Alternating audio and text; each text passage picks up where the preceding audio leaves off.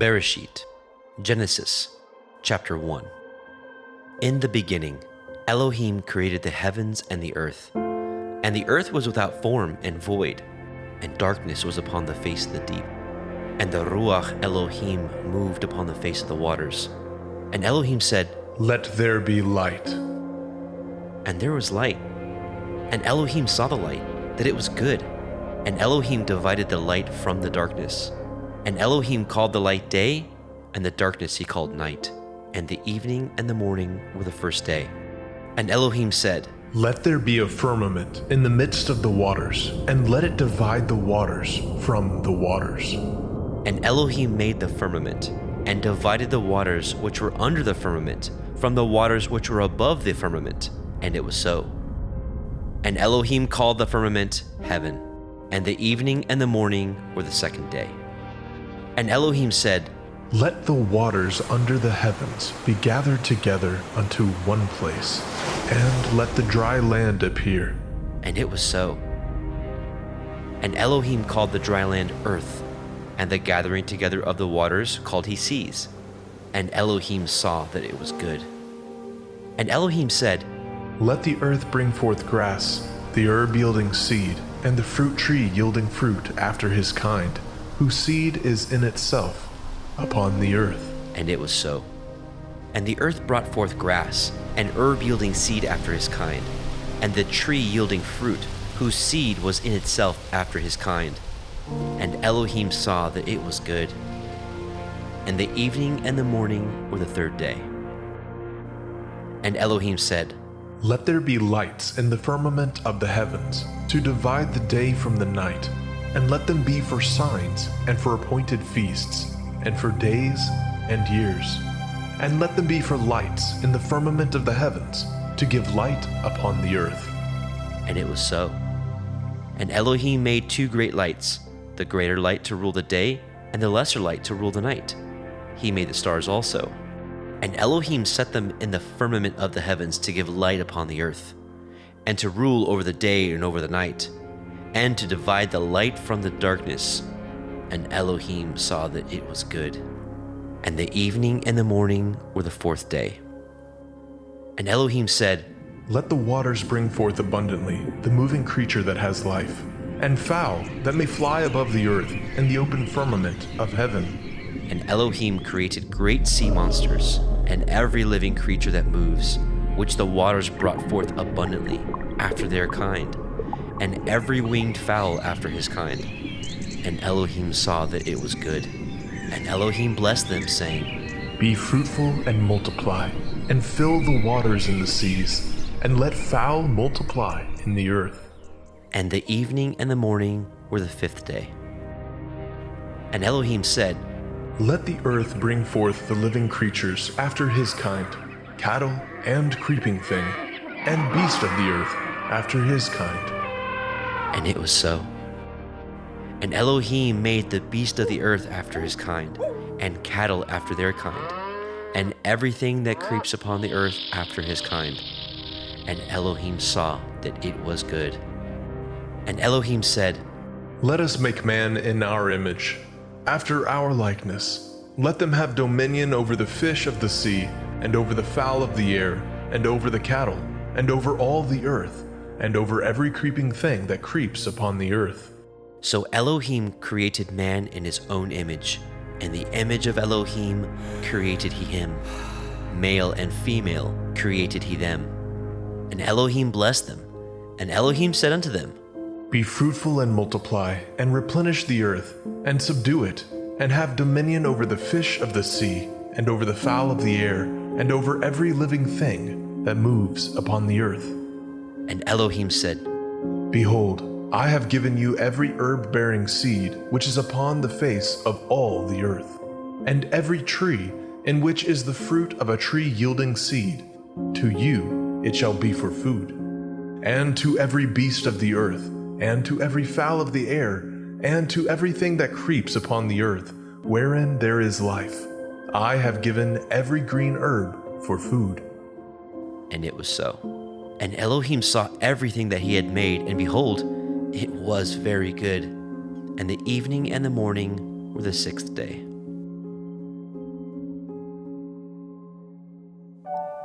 Bereshit, Genesis, chapter 2. Thus the heavens and the earth were finished, and all the host of them. And on the seventh day, Elohim ended his work which he had made. And he rested on the seventh day from all his work which he had made. And Elohim blessed the seventh day and sanctified it, because that in it he had rested from all his work which Elohim created and made. These are the generations of the heavens and of the earth, when they were created, in the day that Yahweh Elohim made the earth and the heavens.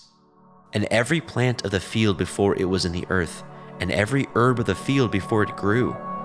For Yahweh Elohim had not caused it to rain upon the earth, and there was not a man to till the ground. But there went up a mist from the earth, and watered the whole face of the ground. And Yahweh Elohim formed the man of the dust of the ground, and breathed into his nostrils the breath of life. And the man became a living soul. And Yahweh Elohim planted a garden eastward in Eden, and there he put the man whom he had formed. And out of the ground made Yahweh Elohim to grow every tree that is pleasant to the sight and good for food, the tree of life also in the midst of the garden, and the tree of knowledge of good and evil. And a river went out of Eden to water the garden, and from thence it was parted, and became into 4 heads. The name of the first is Pishon, that is, which compasses the whole land of Havilah, where there is gold. And the gold of that land is good. There is Delim, and the onyx stone. And the name of the second river is Gihon. The same is it that compasses the whole land of Cush. And the name of the third river is Hiddekel, that is, which goes toward the east of Ashur. And the fourth river is Perath. And Yahweh Elohim took the man, and put him into the garden of Eden to dress it and to guard it. And Yahweh Elohim commanded he man, saying, Of every tree of the garden you may freely eat, but of the tree of the knowledge of good and evil you shall not eat of it. For in the day that you eat thereof you shall surely die. And Yahweh Elohim said, It is not good that man should be alone. I will make a helpmeet for him. And out of the ground Yahweh Elohim formed every beast of the field, and every fowl of the air, and brought them unto the man to see what he would call them. And whatsoever the man called every living creature, that was the name thereof. And the man gave names to all the cattle, and to the fowl of the air, and to every beast of the field. But for the man there was not found a helpmeet for him. And Yahweh Elohim caused a deep sleep to fall upon the man, and he slept. And he took one of his ribs, and closed up the flesh instead thereof. And the rib which Yahweh Elohim had taken from man made he a woman, and brought her unto the man. And the man said, This is now bone of my bones, and flesh of my flesh. She shall be called woman, because she was taken out of man. Therefore shall a man leave his father and his mother, and shall cleave unto his woman, and they shall be one flesh. And they were both naked, the man and his woman, and were not ashamed.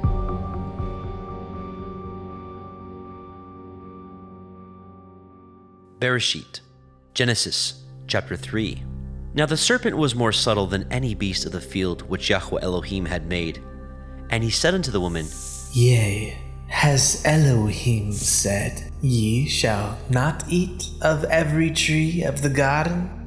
And the woman said unto the serpent, We may eat of the fruit of the trees of the garden, but of the fruit of the tree which is in the midst of the garden, Elohim has said, Ye shall not eat of it, neither shall ye touch it, lest ye die.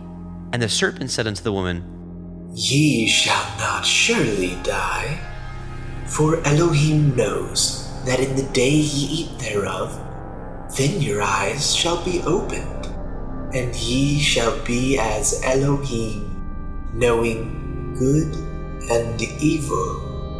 And when the woman saw that the tree was good for food, and that it was pleasant to the eyes, and a tree to be desired to make one wise, she took of the fruit thereof, and did eat, and gave also unto her man with her, and he did eat. And the eyes of both of them were opened, and they knew that they were naked. And they sewed fig leaves together, and made themselves aprons. And they heard the voice of Yahweh Elohim walking in the garden in the cool of the day.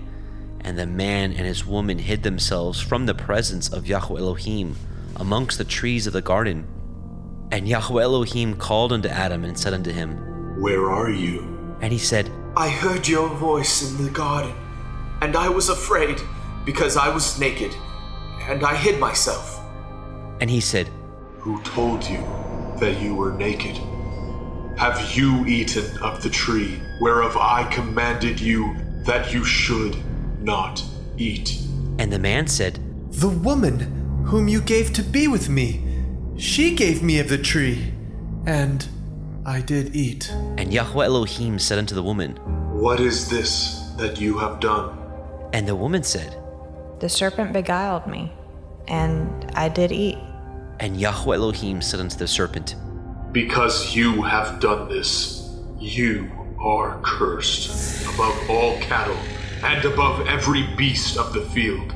Upon your belly shall you go, and dust shall you eat all the days of your life. And I will put enmity between you and the woman, and between your seed and her seed. It shall bruise your head, and you shall bruise his heel.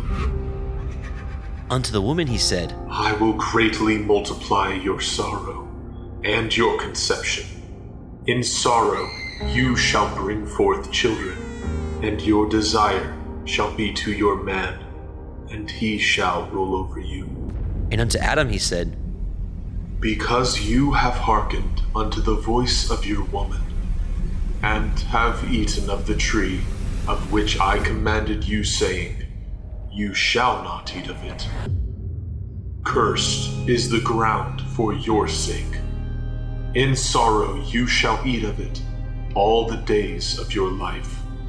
Thorns also and thistles shall it bring forth to you, and you shall eat the herb of the field. In the sweat of your face shall you eat bread, till you return unto the ground. For out of it were you taken, for dust you are, and unto dust shall you return. And Adam called his woman's name Hua, because she was the mother of all living. Unto Adam also, and to his woman did Yahweh Elohim make coats of skins, and clothed them. And Yahweh Elohim said, Behold, the man is become as one of us, to know good and evil. And now, lest he put forth his hand, and take also of the tree of life, and eat, and live forever. Therefore Yahweh Elohim sent him forth from the Garden of Eden to till the ground from whence he was taken. So he drove out the man, and he placed at the east of the Garden of Eden cherubim, and a flaming sword which turned every way to guard the way of the tree of life.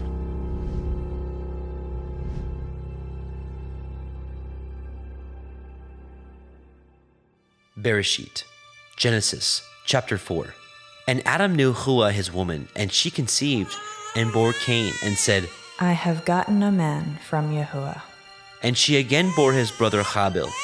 And Abel was a keeper of sheep, but Cain was a tiller of the ground. And in process of time it came to pass that Cain brought of the fruit of the ground an offering unto Yahweh. And Abel he also brought of the firstlings of his flock, and of the fat thereof. And Yahweh had respect unto Abel and unto his offering, but unto Cain and to his offering he had not respect. And Cain was very wroth, and his countenance fell. And Yahweh said unto Cain, Why are you wroth? And why is your countenance fallen? If you do well, shall you not be accepted? And if you do not well, sin lies at the door, and unto you shall be his desire, and you shall rule over him. And Cain talked with Abel his brother, and it came to pass, when they were in the field, that Cain rose up against Abel his brother, and slew him. And Yahweh said unto Cain, Where is Abel, your brother? And he said, I know not. Am I to guard my brother? And he said, What have you done? The voice of your brother's blood cries unto me from the ground. And now are you cursed from the earth, which has opened her mouth to receive your brother's blood from your hand. When you till the ground, it shall not henceforth yield unto you your strength. A fugitive and a vagabond shall you be in the earth. And Cain said unto Yahweh, My punishment is greater than I can bear. Behold, you have driven me out this day from the face of the earth, and from your face shall I be hid. And I shall be a fugitive and a vagabond in the earth. And it shall come to pass that every one that finds me shall slay me. And Yahweh said unto him, Therefore, whoever slays Cain, vengeance shall be taken on him sevenfold. And Yahweh set a mark upon Cain, lest any finding him should kill him. And Cain went out from the presence of Yahweh, and dwelt in the land of Nod on the east of Eden. And Cain knew his woman, and she conceived and bore Hanok. And he built a city, and called the name of the city after the name of his son, Hanok. And unto Hanok was born Irad, and Irad begat Mehujael, and Mehujael begat Methushael, and Methushael begat Lamech. And Lamech took unto him 2 women. The name of the one was Ada, and the name of the other Zillah. And Ada bore Jabal. He was the father of such as dwell in tents, and of such as have cattle. And his brother's name was Jubal. He was the father of all such as handle the harp and organ. And Zillah, she also bore Tubal-Cain, an instructor of every artificer in brass and iron. And the sister of Tubal-Cain was Naamah. And Lamech said unto his woman, Ada and Zillah, hear my voice, ye women of Lamech, hearken unto my speech. For I have slain a man to my wounding, and a young man to my hurt. If Cain shall be avenged sevenfold, truly Lamech 70 and sevenfold. And Adam knew his woman again, and she bore a son, and called his name Seth. For Elohim Said she, has appointed me another seed instead of Havel, whom Cain slew. And to Seth, to him also were born a son, and called his name Enosh. Then began men to call upon the name of Yahweh.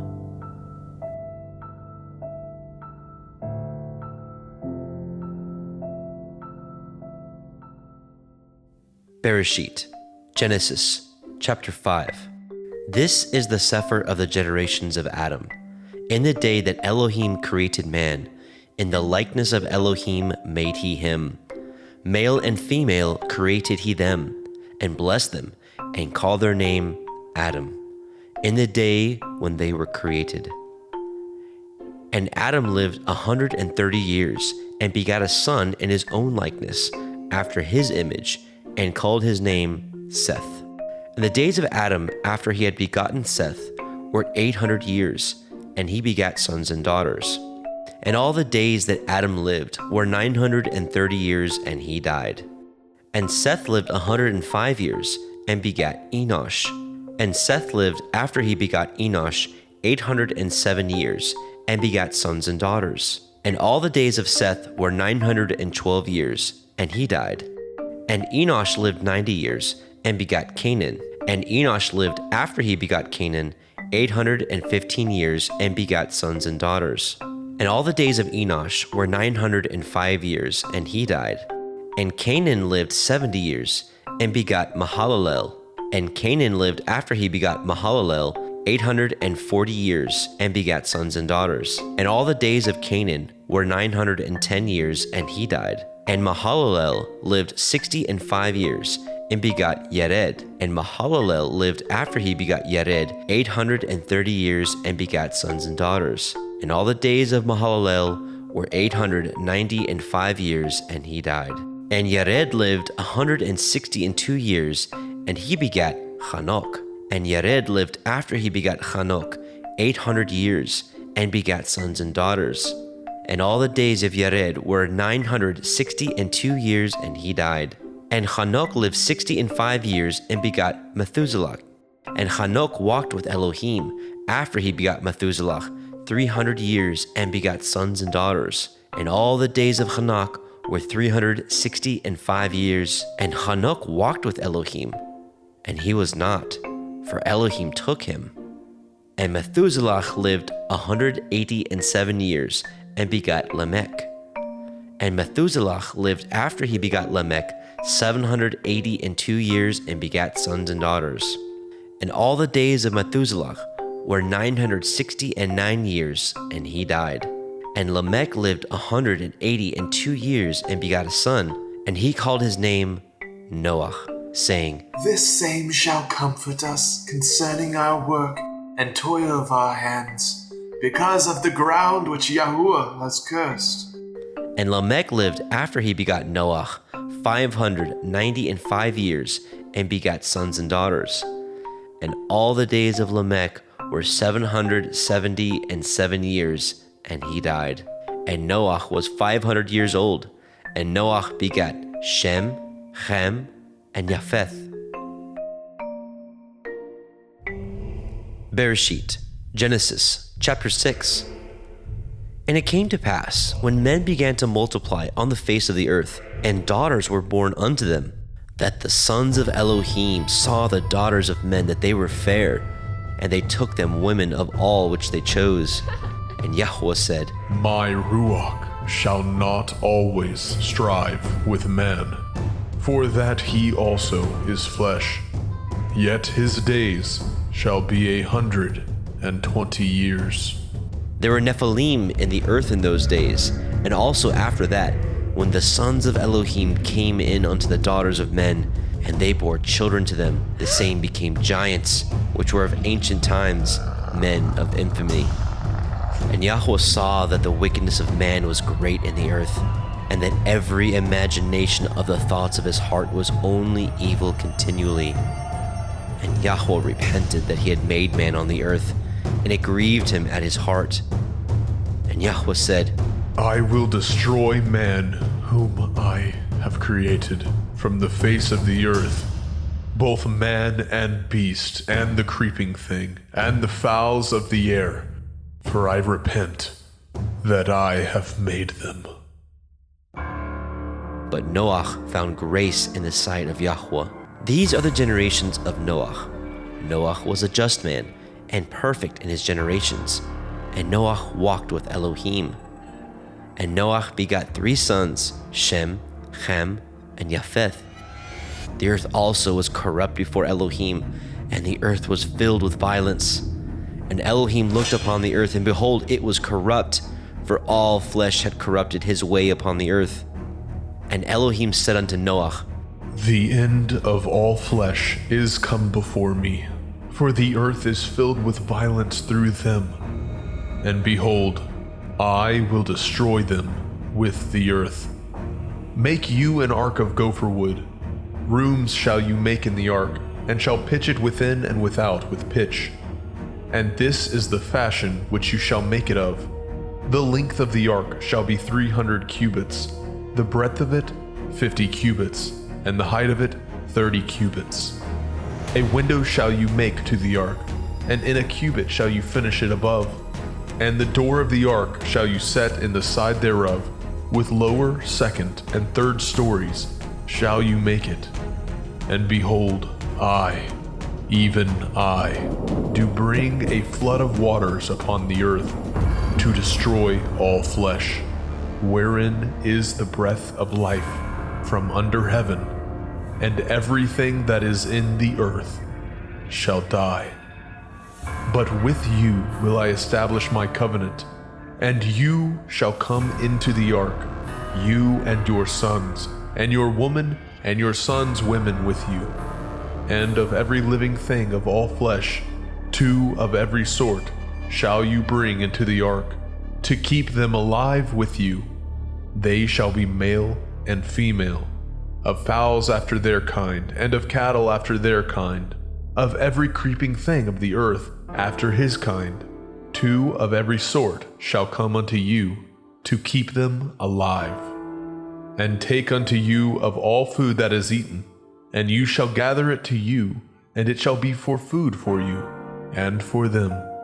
Thus did Noah according to all that Elohim commanded him. So did he.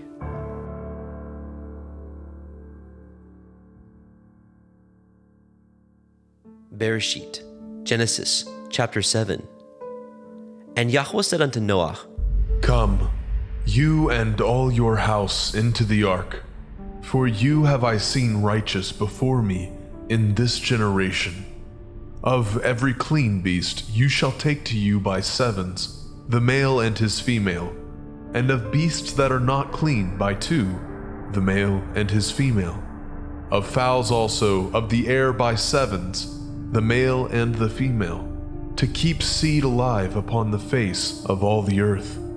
For yet 7 days, and I will cause it to rain upon the earth 40 days and 40 nights, and every living substance that I have made will I destroy from off the face of the earth.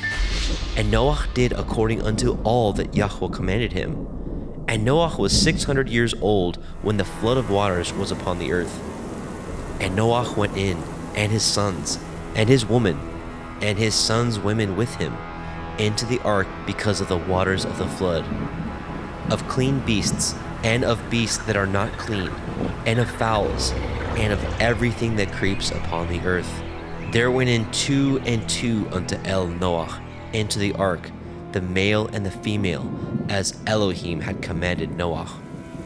And it came to pass after 7 days that the waters of the flood were upon the earth. In the 600th year of Noah's life, in the 2nd month, the 17th day of the month, the same day were all the fountains of the great deep broken up, and the windows of heaven were opened. And the rain was upon the earth 40 days and 40 nights. In the selfsame day entered Noah, Shem, and Ham, and Japheth, the sons of Noah, and Noah's women, and the 3 women of his sons with them into the ark. They and every beast after his kind, and all the cattle after their kind, and every creeping thing that creeps upon the earth after his kind, and every fowl after his kind, of every bird of every sort. And they went in unto Noah into the ark, 2 and 2 of all flesh, wherein is the breath of life. And they that went in male and female of all flesh, as Elohim had commanded him. And Yahweh shut him in. And the flood was 40 days upon the earth, and the waters increased, and bore up the ark, and it was lift up above the earth. And the waters prevailed, and were increased greatly upon the earth, and the ark went upon the face of the waters. And the waters prevailed exceedingly upon the earth, and all the high hills that were under the whole heaven were covered. 15 cubits upward did the waters prevail, and the mountains were covered.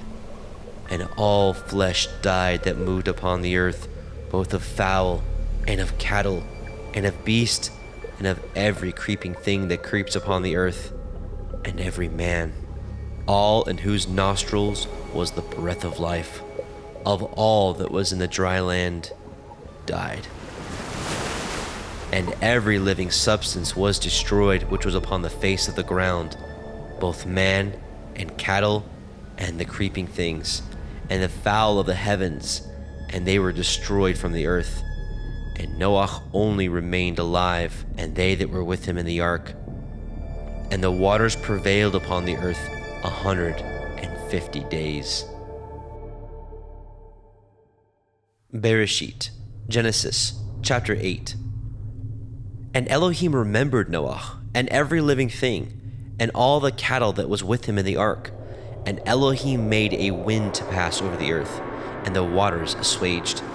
The fountains also of the deep, and the windows of heaven were stopped, and the rain from heaven was restrained, and the waters returned from off the earth continually. And after the end of the 150 days, the waters were abated. And the ark rested in the 7th month, on the 17th day of the month, upon the mountains of Ararat. And the waters were decreased continually until the 10th month. In the 10th month, on the 1st day of the month, were the tops of the mountains seen. And it came to pass at the end of 40 days that Noah opened the window of the ark which he had made, and he sent forth a raven which went forth to and fro until the waters were dried up from off the earth. Also he sent forth a dove from him to see if the waters were abated from off the face of the ground. But the dove found no rest for the sole of her foot, and she returned unto him into the ark, for the waters were on the face of the whole earth. Then he put forth his hand and took her, and pulled her in unto him into the ark. And he stayed yet other 7 days, and again he sent forth the dove out of the ark. And the dove came in to him in the evening, and lo, in her mouth was an olive leaf plucked off. So Noah knew that the waters were abated from off the earth. And he stayed yet other 7 days, and sent forth the dove, which returned not again unto him any more. And it came to pass in the 601st year, in the first month, the first day of the month, the waters were dried up from off the earth. And Noah removed the covering of the ark, and looked, and behold, the face of the ground was dry. And in the second month, on the 7th and 20th day of the month, the earth was dried. And Elohim spoke unto Noah, saying, Go forth of the ark, you and your woman, and your sons women with you. Bring forth with you every living thing that is with you, of all flesh, both of fowl and of cattle, and of every creeping thing that creeps upon the earth, that they may breed abundantly in the earth, and be fruitful, and multiply upon the earth. And Noah went forth, and his sons, and his woman, and his sons' women with him, every beast, every creeping thing, and every fowl, and whatsoever creeps upon the earth after their kinds, went forth out of the ark. And Noah built an altar unto Yahweh, and took of every clean beast, and of every clean fowl, and offered burnt offerings on the altar. And Yahweh smelled a sweet savor. And Yahweh said in his heart, I will not again curse the ground any more for man's sake, for the imagination of man's heart is evil from his youth. Neither will I again smite any more everything living, as I have done. While the earth remains, seed time and harvest, and cold and heat, and summer and winter, and day and night shall not cease. Bereshit, Genesis chapter 9. And Elohim blessed Noah and his sons, and said unto them, Be fruitful and multiply, and replenish the earth. And the fear of you and the dread of you shall be upon every beast of the earth, and upon every fowl of the air, upon all that moves upon the earth, and upon all the fish of the sea. Into your hand are they delivered. Every moving thing that lives shall be meat for you. Even as the green herb have I given you all things. But the flesh with the life thereof, which is the blood thereof, shall ye not eat. And surely your blood of your lives will I require. At the hand of every beast will I require it, and at the hand of man. At the hand of every man's brother will I require the life of man. Whoso sheds man's blood, by man shall his blood be shed. For in the image of Elohim made he man. And you, be ye fruitful, and multiply. Bring forth abundantly in the earth, and multiply therein.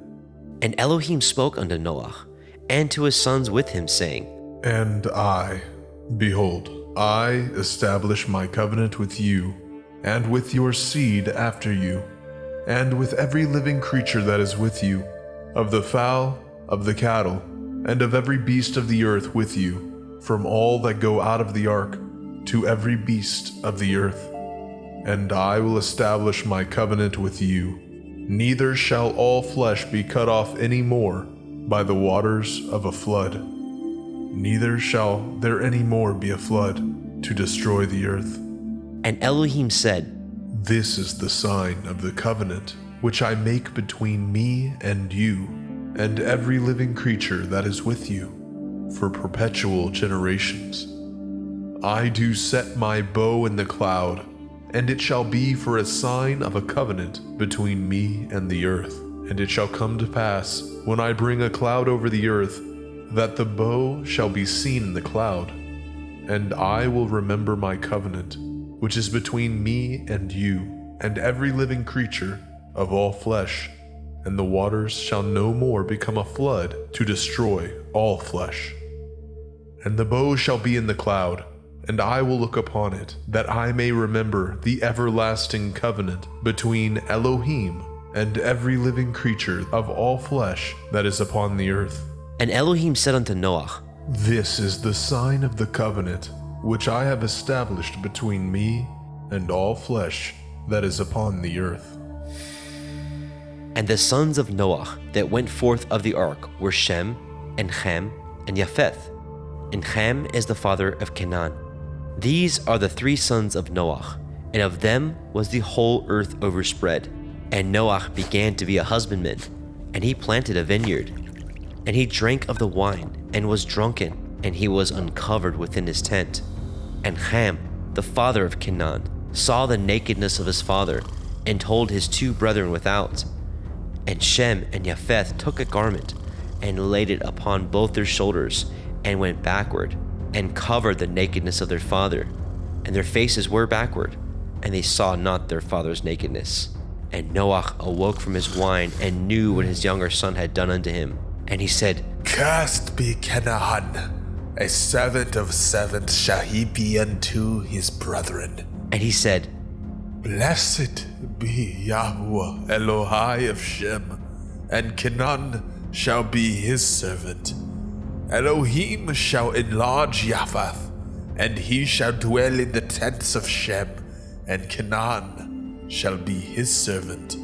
And Noah lived after the flood 350 years, and all the days of Noah were 950 years, and he died.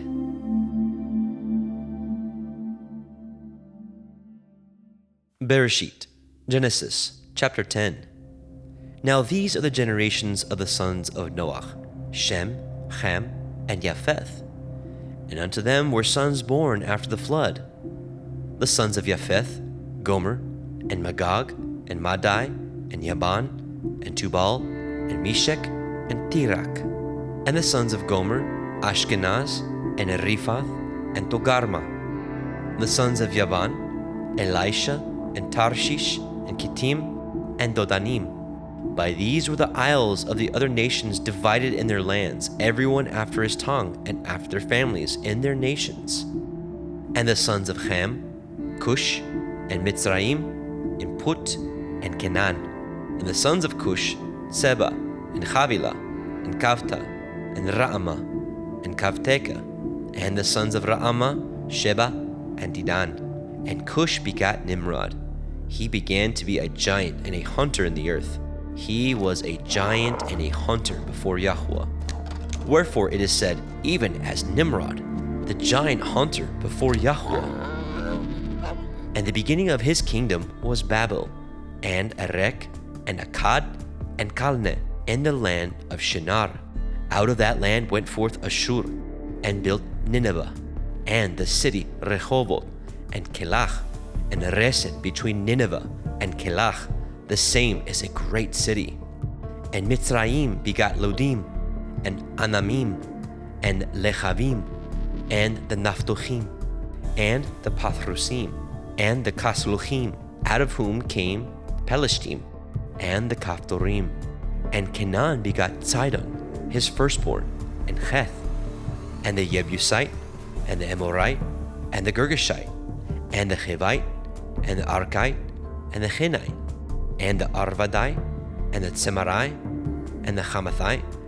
And afterward were the families of the Canaanim spread abroad. And the border of the Canaanim was from Sidon, as you come to Gerar, unto Gaza, as you go unto Sodom, and Gomorrah, and Admah, and Seboim, even unto Lasha. These are the sons of Ham, after their families, after their tongues, in their countries, and in their nations. And unto Shem also, the father of all the children of Eber, the brother of Japheth the elder, even to him were children born. And the children of Shem, Elam, and Ashur, and Arphaxad, and Lud, and Aram. And the children of Aram, Uz, and Hul, and Gether, and Mash. And Arphaxad begot Shelach, and Shelach begot Eber. And unto Eber were born 2 sons. The name of one was Peleg, for in his days was the earth divided. And his brother's name was Yoktan. And Yoktan begot Almodad, and Shelef, and Chatzarmaveth, and Yerach, and Hadoram, and Uzal, and Dikla, and Obal, and Abimael, and Sheba, and Ophir, and Havilah, and Yobab. All these were the sons of Yoktan. And their dwelling was for Misha, as you go unto Sephar, a mountain of the east. These are the sons of Shem, after their families, after their tongues, in their lands, after their nations. These are the families of the sons of Noah, after their generations, in their nations, and by these were the nations divided in the earth after the flood.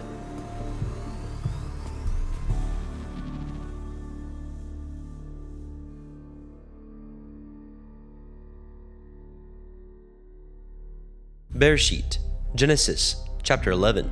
And the whole earth was of one language and of one speech. And it came to pass, as they journeyed from the east, that they found a plain in the land of Shinar, and they dwelt there. And they said one to another, Go to, let us make brick and burn them thoroughly. And they had brick for stone, and slime had they for mortar. And they said, Go to, let us build a city and a tower, whose top may reach unto the heavens, and let us make a name, lest we be scattered abroad upon the face of the whole earth. And Yahweh came down to see the city, and the tower which the children of men built. And Yahweh said, Behold, the people is one, and they have all one language, and this they begin to do, and now nothing will be restrained from them, which they have imagined to do. Go to, let us go down, and there confound their language, that they may not understand one another's speech. So Yahweh scattered them abroad from thence upon the face of all the earth, and they left off to build the city. Therefore is the name of it called Babel, because Yahweh did there confound the language of all the earth. And from thence did Yahweh scatter them abroad upon the face of all the earth. These are the generations of Shem. Shem was 100 years old, and begot Arphaxad 2 years after the flood. And Shem lived after he begot Arphaxad 500 years, and begat sons and daughters. And Arphaxad lived 35 years, and begot Shelach. And Arphaxad lived after he begot Shelach 403 years, and begat sons and daughters. And Shelach lived 30 years, and begot Eber. And Shelach lived after he begot Eber 403 years, and begat sons and daughters. And Eber lived 34 years, and begot Peleg. And Eber lived after he begot Peleg 430 years, and begot sons and daughters. And Peleg lived 30 years, and begat Reu. And Peleg lived after he begot Reu 209 years, and begot sons and daughters. And Reu lived 32 years, and begot Serug. And Reu lived after he begot Serug 207 years, and begot sons and daughters. And Serug lived 30 years, and begot Nahor. And Serug lived after he begot Nahor 200 years, and begot sons and daughters. And Nahor lived 29 years, and begot Terach. And Nahor lived after he begot Terach 119 years, and begot sons and daughters. And Terach lived 70 years, and begot Abram, Nahor, and Haran. Now these are the generations of Terach. Terach begot Abram, Nahor, and Haran. And Haran begot Lot. And Haran died before his father Terach in the land of his nativity, in Ur of the Kasdim. And Abram and Nahor took them women. The name of Abram's woman was Sarai, and the name of Nahor's woman, Milcah, the daughter of Haran, the father of Milcah, and the father of Yizkah. But Sarai was barren, she had no child. And Terach took Abram his son, and Lot, the son of Haran, his son's son, and Sarai, his daughter-in-law, his son Abram's woman, and they went forth with them from Ur of the Kasdim to go into the land of Canaan. And they came unto Haran and dwelt there. And the days of Terach were 205 years, and Terach died in Haran. Bereshit, Genesis, chapter 12. Now Yahweh had said unto Abram, Get you out of your country, and from your kindred, and from your father's house, unto a land that I will show you. And I will make of you a great nation, and I will bless you, and make your name great, and you shall be a blessing. And I will bless them that bless you, and curse him that curses you. And in you shall all families of the earth be blessed. So Abram departed as Yahweh had spoken unto him, and Lot went with him. And Abram was 75 years old when he departed out of Haran. And Abram took Sarai his woman, and Lot his brother's son, and all their substance that they had gathered, and the souls that they had gotten in Haran. And they went forth to go into the land of Canaan, and into the land of Canaan they came.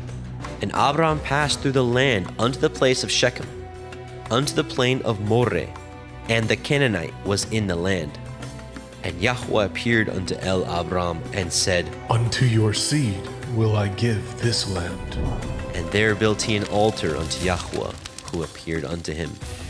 And he removed from thence unto a mountain on the east of Beit El, and pitched his tent, having Beit El on the west, and Ai on the east.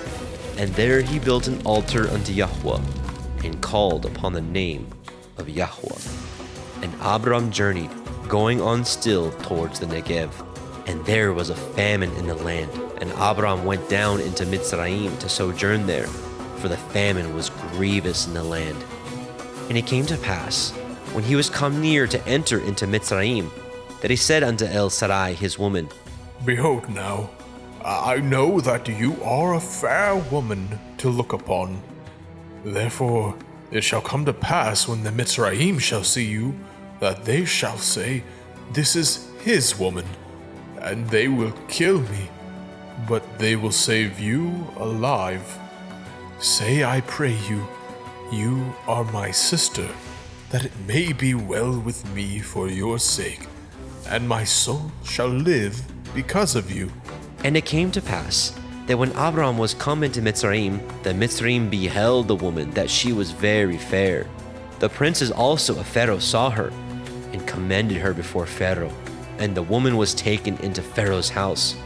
And he entreated Abram well for her sake. And he had sheep, and oxen, and he-asses, and men-servants, and maidservants, and she-asses, and camels. And Yahweh plagued Pharaoh and his house with great plagues because of Sarai, Abram's woman. And Pharaoh called Abram and said, What is this that you have done unto me? Why did you not tell me that she was your woman? Why said you, She is my sister, so I might have taken her to be my woman? Now therefore, behold, your woman, take her, and go your way. And Pharaoh commanded his men concerning him, and they sent him away, and his woman, and all that he had. Bereshit, Genesis, chapter 13. And Abram went up out of Mitzrayim, he, and his woman, and all that he had, and Lot with him, into the Negev. And Abram was very rich in cattle, in silver, and in gold. And he went on his journeys from the Negev even to Beit El, unto the place where his tent had been at the beginning, between Beit El and Ai, unto the place of the altar which he had made there at the first. And there Abraham called on the name of Yahweh. And Lot also, which went with Abram, had flocks and herds and tents, and the land was not able to bear them, that they might dwell together, for their substance was great, so that they could not dwell together. And there was a strife between the herdsmen of Abram's cattle and the herdsmen of Lot's cattle. And the Canaanite and the Perizzite dwelled then in the land. And Abram said unto Lot, Let there be no strife, I pray you, between me and you, and between my herdsmen and your herdsmen. for we be brethren. Is not the whole land before you? Separate yourself, I pray you, from me. If you will take the left hand, then I will go to the right. Or if you depart to the right hand, then I will go to the left. And Lot lifted up his eyes and beheld all the circle of the Yarden, that it was well watered everywhere, before Yahweh destroyed Sodom and Gomorrah, even as the garden of Yahweh, like the land of Mitzrayim, as ye come unto Zoar. Then Lot chose him all the circle of the Yarden, and Lot journeyed east, and they separated themselves, the one from the other. And Abram dwelt in the land of Canaan, and Lot dwelt in the cities of the circle of the Yarden, and pitched his tent toward Sodom. But the men of Sodom were wicked and sinners before Yahweh exceedingly. And Yahweh said unto Abram, after that Lot was separated from him, Lift up now your eyes, and look from the place where you are, northward and southward, and eastward and westward. For all the land which you see, to you will I give it, and to your seed forever. And I will make your seed as the dust of the earth, so that if a man can number the dust of the earth, then shall your seed also be numbered. Arise, walk through the land in the length of it and in the breadth of it, for I will give it unto you. Then Abram removed his tent, and came and dwelt in the plain of Mamre, which is in Hebron, and built there an altar unto Yahweh.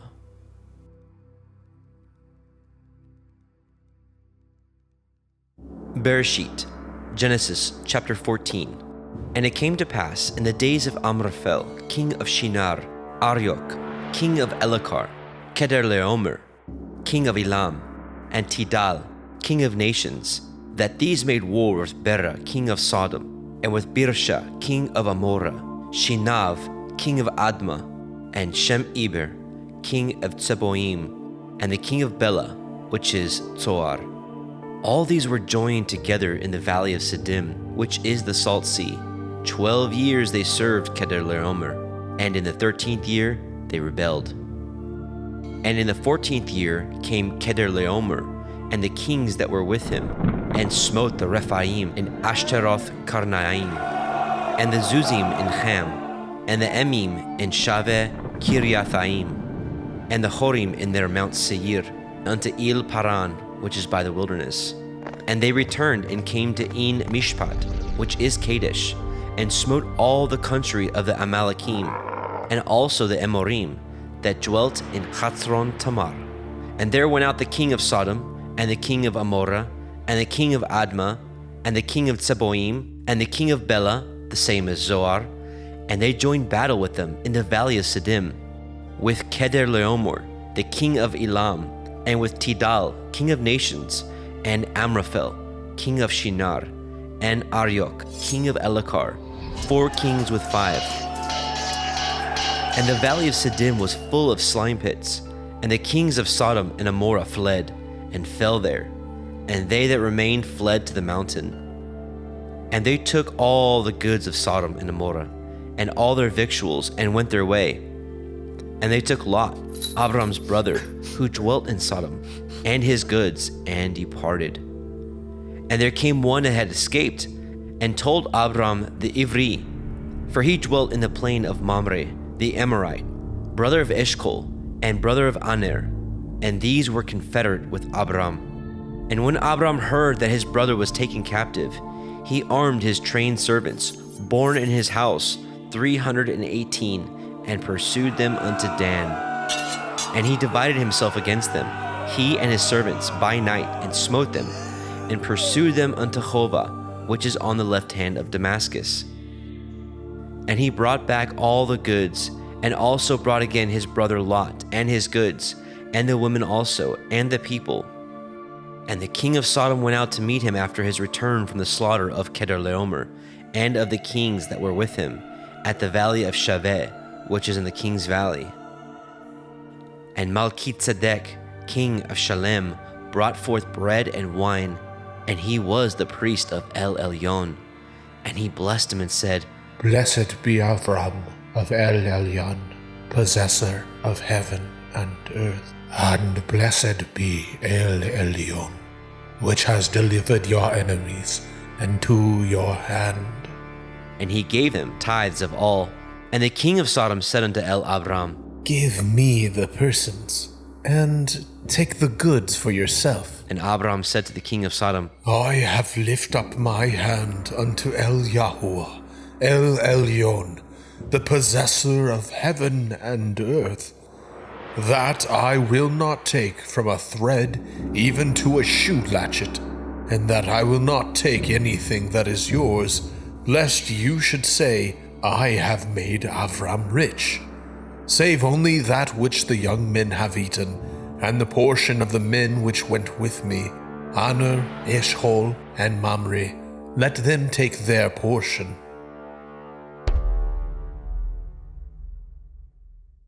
Bereshit, Genesis chapter 15. After these things, the word of Yahweh came unto Abram in a vision, saying, Fear not, Avram. I am your shield, and your exceeding great reward. And Abram said, Adonai, Yahuwah, what will you give me, seeing I go childless, and the steward of my house is this Eliezer of Damascus? And Abram said, Behold, to me you have given no seed, and lo, one born in my house is my heir. And behold, the word of Yahweh came unto him, saying, This shall not be your heir, but he that shall come forth out of your own generation shall be your heir. And he brought him forth abroad and said, Look now towards the heavens, and count the stars, if you be able to number them. And he said unto him, So shall your seed be. And he believed in Yahweh, and he counted it to him for righteousness. And he said unto him, I am Yahuwah, that brought you out of Ur of the Kasdim, to give you this land to inherit it. And he said, Adonai, Yahuwah, whereby shall I know that I shall inherit it? And he said unto him, Take me a heifer of 3 years old, and a she-goat of 3 years old, and a ram of 3 years old, and a turtle dove, and a young pigeon. And he took unto him all these, and divided them in the midst, and laid each piece one against another, but the birds he divided not. And when the fowls came down upon the carcasses, Abram drove them away. And when the sun was going down, a deep sleep fell upon Abram, and lo, a horror of great darkness fell upon him. And he said unto Abram, Know of a surety that your seed shall be a stranger in a land that is not theirs, and shall serve them, and they shall afflict them 400 years. And also that nation whom they shall serve will I judge, and afterward they shall come out with great substance, and you shall go to your fathers in peace. You shall be buried in a good old age. But in the 4th generation they shall come hither again, for the iniquity of the Amorim is not yet full. And it came to pass that when the sun went down, and it was dark, behold, a smoking furnace, and a burning lamp that passed between those pieces. And the same day Yahweh cut a covenant with Abram, saying, Unto your seed have I given this land, from the river of Mitzrayim unto the great river, the river Perath, the Canaim, and the Kenazim, and the Kadmonim, and the Hittim, and the Perazim, and the Rephaim, and the Amorim, and the Kenainim, and the Girgashim, and the Yevusim.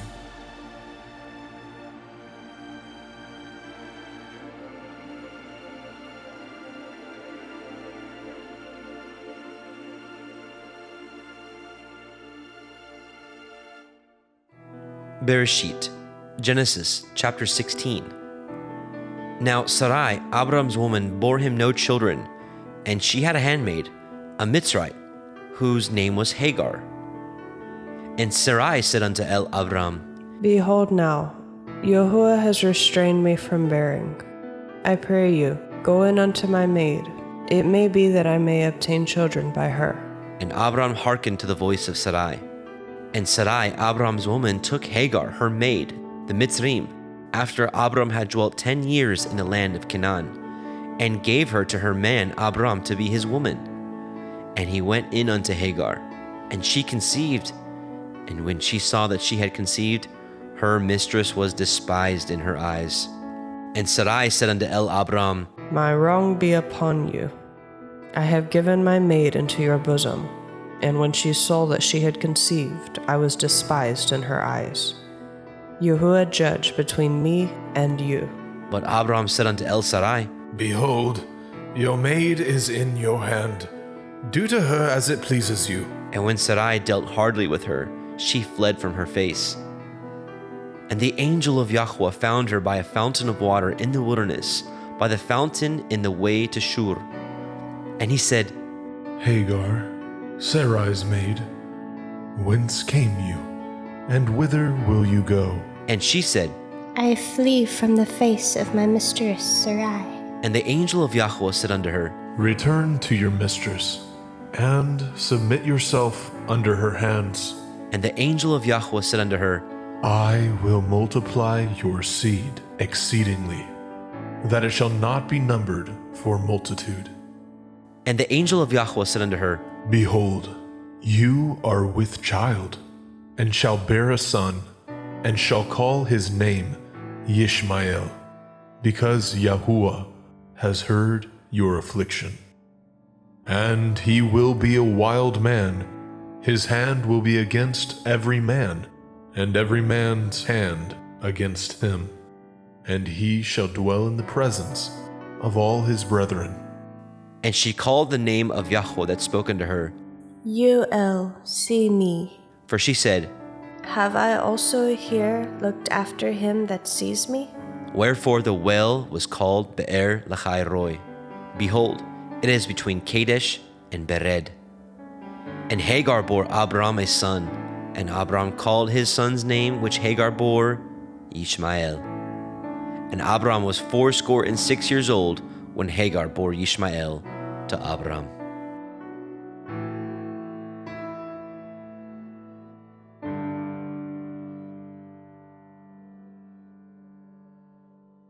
Bereshit, Genesis, chapter 17. And when Abram was 90 years old and 9, Yahweh appeared to Abram and said unto him, I am El Shaddai. Walk before me and be perfect. And I will make my covenant between me and you, and will multiply you exceedingly. And Abram fell on his face, and Elohim talked with him, saying, As for me, behold, my covenant is with you, and you shall be a father of many nations. Neither shall your name any more be called Avram, but your name shall be Avraham.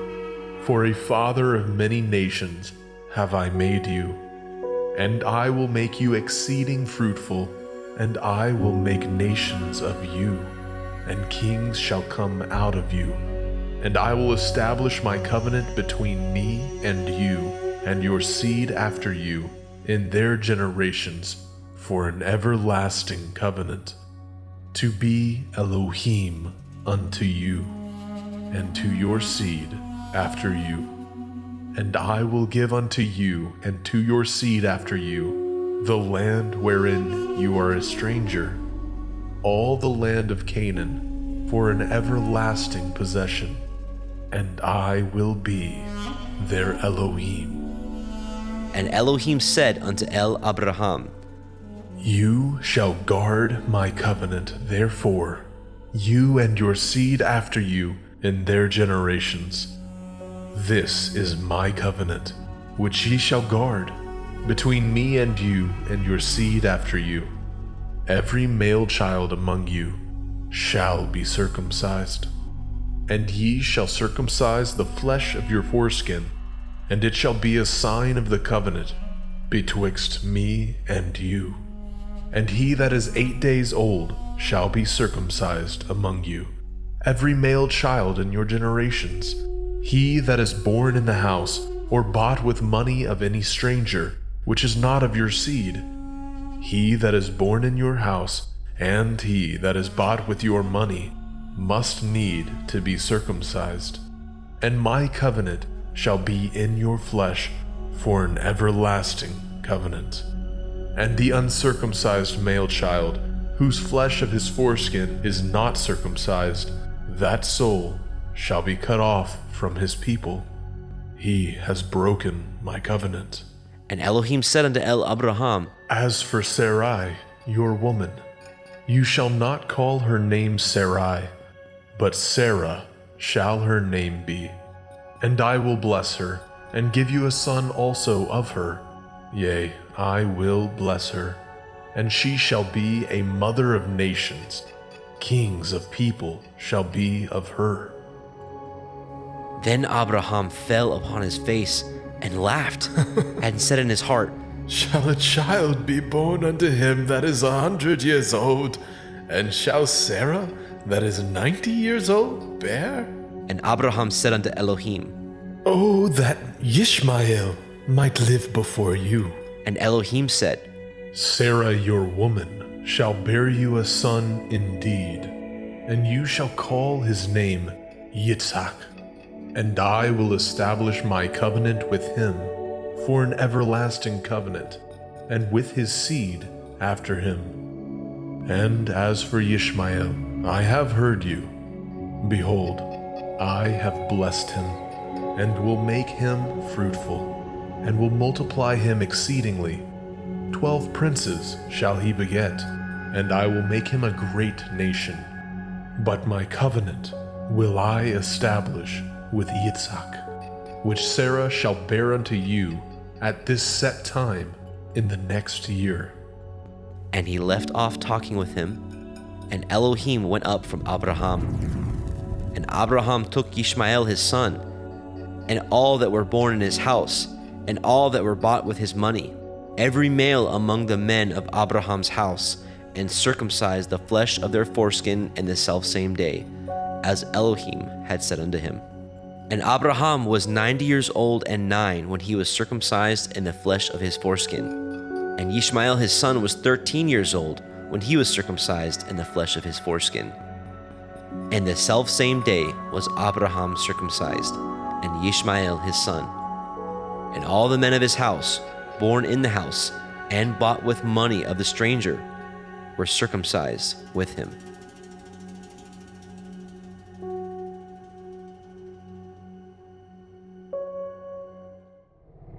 Bereshit, Genesis chapter 18.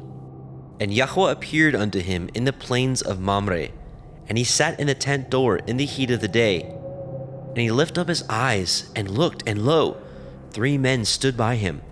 And when he saw them, he ran to meet them from the tent door, and bowed himself toward the ground, and said, My Adonai, if now I have found favor in your sight, pass not away, I pray you, from your servant. Let a little water, I pray you, be fetched, and wash your feet, and rest yourselves under the tree. And I will fetch a morsel of bread, and comfort ye your hearts. After that ye shall pass on, for therefore are ye come to your servant. And they said, So do, as you have said. And Abraham hasted into the tent unto El-Serah, and said, Make ready quickly 3 measures of fine meal, knead it, and make cakes upon the hearth. And Abraham ran unto the herd, and fetched a calf tender and good, and gave it unto a young man, and he hastened to dress it. And he took butter and milk, and the calf which he had dressed, and set it before them. And he stood by them under the tree, and they did eat. And they said unto him, Where is Sarah, your woman? And he said, Behold, in the tent. And he said, I will certainly return unto you according to the time of life, and lo, Sarah your woman shall have a son. And Sarah heard it in the tent door, which was behind him. Now Abraham and Sarah were old and well stricken in age, and had ceased to be with Sarah after the manner of women. Therefore Sarah laughed within herself, saying, After I am waxed old, shall I have pleasure, my Lord being old also? And Yahweh said unto Abraham, Wherefore did Sarah laugh, saying, Shall I of a surety bear a child, which am old? Is anything too hard for Yahuwah? At the time appointed, I will return unto you, according to the time of life, and Sarah shall have a son. Then Sarah denied, saying, I laughed not. For she was afraid. And he said, Nay, but you did laugh. And the men rose up from thence, and looked toward Sodom. And Abraham went with them to bring them on the way. And Yahweh said, Shall I hide from Abraham that thing which I do? Seeing that Abraham shall surely become a great and mighty nation, and all the nations of the earth shall be blessed in him. For I know him, that he will command his children and his household after him, that they shall guard the way of Yahuwah, to do justice and judgment, that Yahuwah may bring upon Abraham that which he has spoken of him. And Yahweh said, Because the cry of Sodom and Gomorrah is great, and because their sin is very grievous, I will go down now and see whether they have done altogether according to the cry of it, which is come unto me, and if not, I will know. And the men turned their faces from thence, and went toward Sodom. But Abraham stood yet before Yahweh. And Abraham drew near and said, Will you also destroy the righteous with the wicked? Perchance there be 50 righteous within the city. Will you also destroy and not spare the place for the 50 righteous that are therein? That be far from you to do after this manner, to slay the righteous with the wicked, and that the righteous should be as the wicked. That be far from you. Shall not the judge of all the earth do right? And Yahweh said, If I find in Sodom 50 righteous within the city, then I will spare all the place for their sakes. And Abraham answered and said, Behold now, I have taken it upon me to speak unto Adonai, which am but dust and ashes. Perchance there shall lack 5 of the 50 righteous. Will you destroy all the city for lack of 5?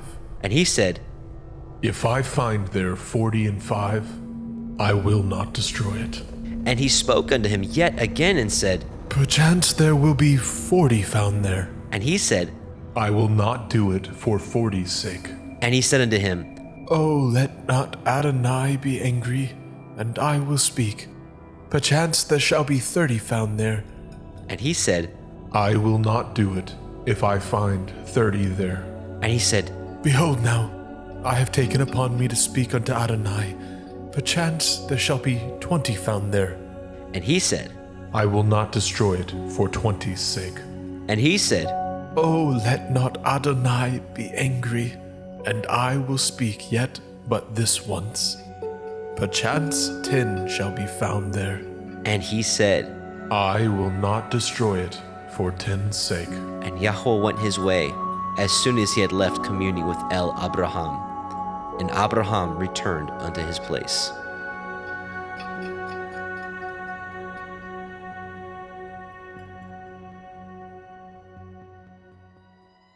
Bereshit, Genesis chapter 19. And there came 2 angels to Sodom at evening, and Lot sat in the gate of Sodom. And Lot, seeing them, rose up to meet them, and he bowed himself with his face toward the ground. And he said, Behold now, my lords, turn in, I pray you, into your servant's house, and tarry all night, and wash your feet, and ye shall rise up early, and go on your ways. And they said, Nay, but we will abide in the street all night. And he pressed upon them greatly. And they turned in unto him, and entered into the house. And he made them a feast. and did bake matzah, and they did eat.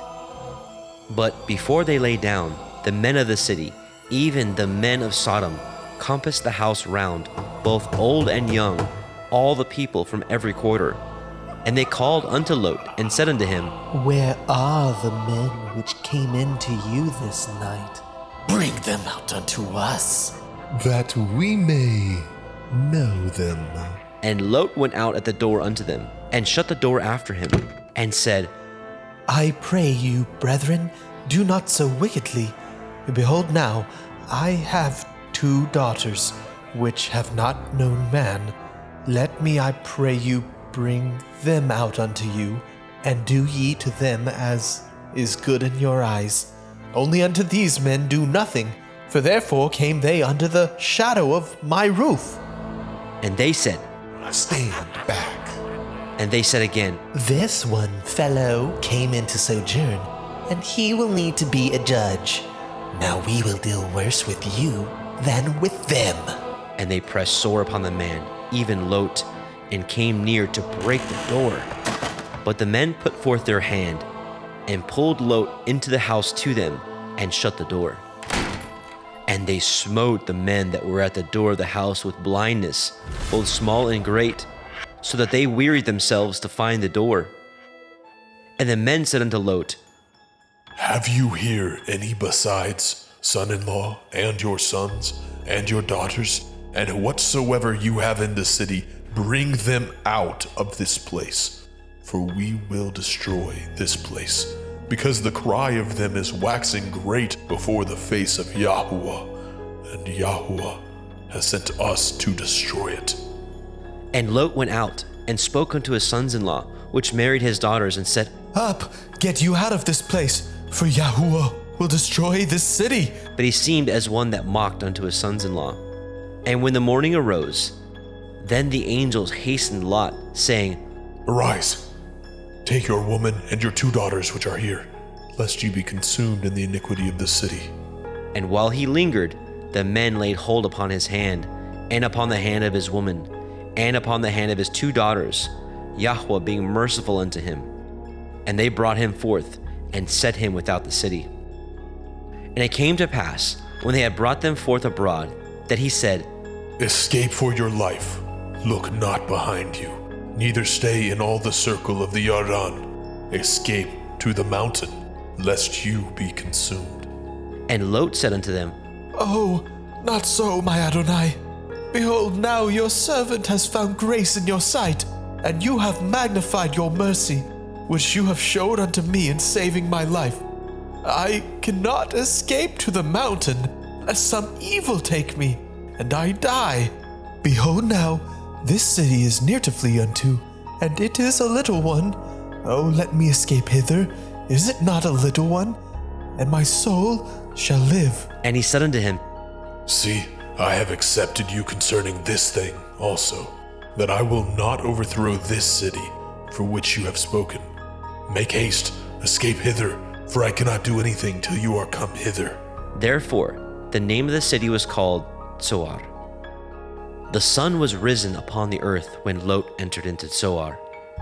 Then Yahweh rained upon Sodom and upon Gomorrah brimstone and fire from Yahweh out of the heavens. And he overthrew those cities and all the circle of the Yarden and all the inhabitants of those cities and that which grew upon the ground.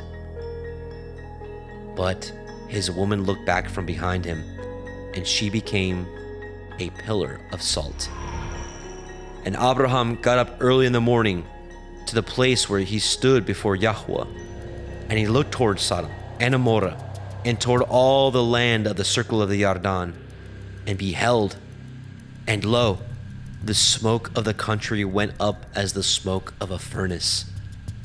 And it came to pass, when Elohim destroyed the cities of the circle of the Yarden, that Elohim remembered Abraham, and sent Lot out of the midst of the overthrow, when he overthrew the cities in which Lot dwelt. And Lot went up out of Zoar, and dwelt in the mountain, and his 2 daughters with him, for he feared to dwell in Zoar, and he dwelt in a cave, he and his 2 daughters. And the firstborn said unto the younger, Our father is old, and there is not a man in the earth to come in unto us after the manner of all the earth. Come, let us make our father drink wine, and we will lie with him, that we may preserve seed of our father. And they made their father drink wine that night. And the firstborn went in, and lay with her father. And he perceived not when she lay down, nor when she arose. And it came to pass on the morrow, that the firstborn said unto the younger, Behold, I lay yesternight with my father. Let us make him drink wine this night also, and go in and lie with him, that we may preserve seed of our father. And they made their father drink wine that night also. And the younger arose and lay with him. And he perceived not when she lay down, nor when she arose. Thus were both the daughters of Lot with child by their father. And the firstborn bore a son, and called his name Moab. The same is the father of the Moabim unto this day. And the younger, she also bore a son, and called his name Ben-Ammi. The same is the father of the children of Ammon unto this day.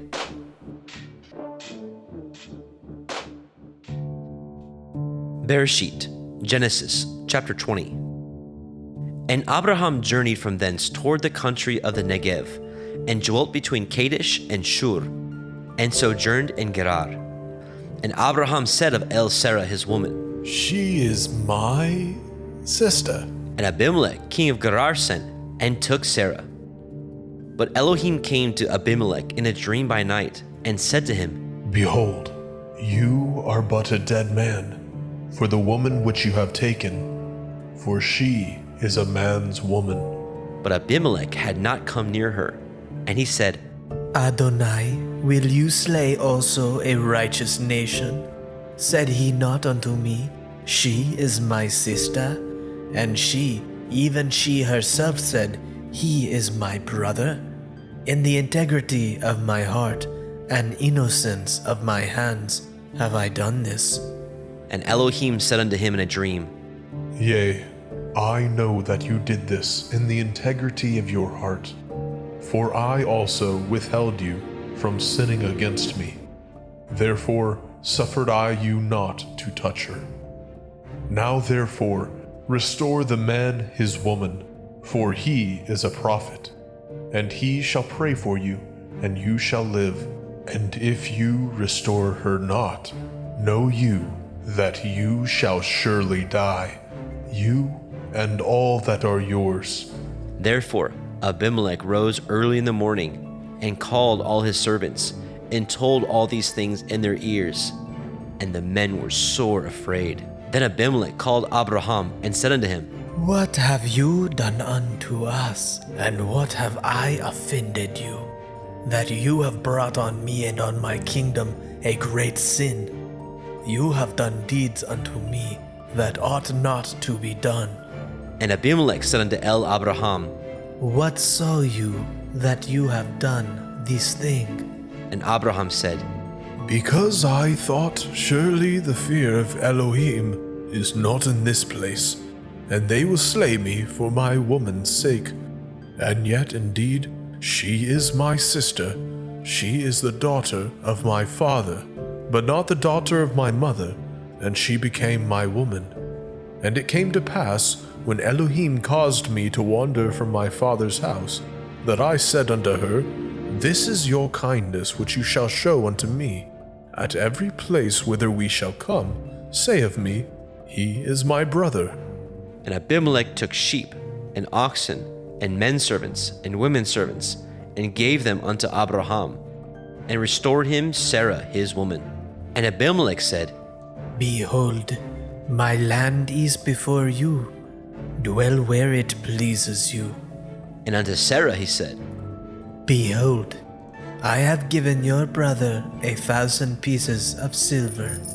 Behold, he is to you a covering of the eyes, unto all that are with you, and with all other.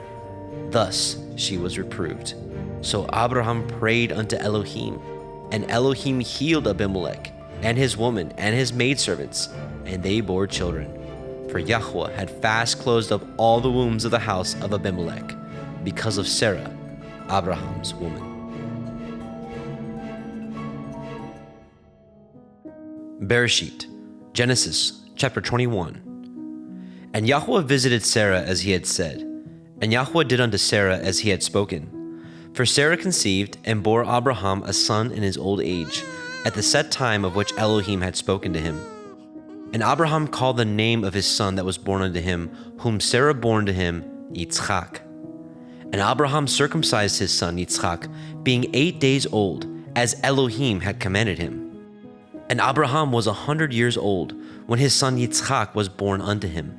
And Sarah said, Elohim has made me to laugh, so that all that hear will laugh with me. And she said, Who would have said unto Abraham that Sarah should have given children suck? For I have borne him a son in his old age.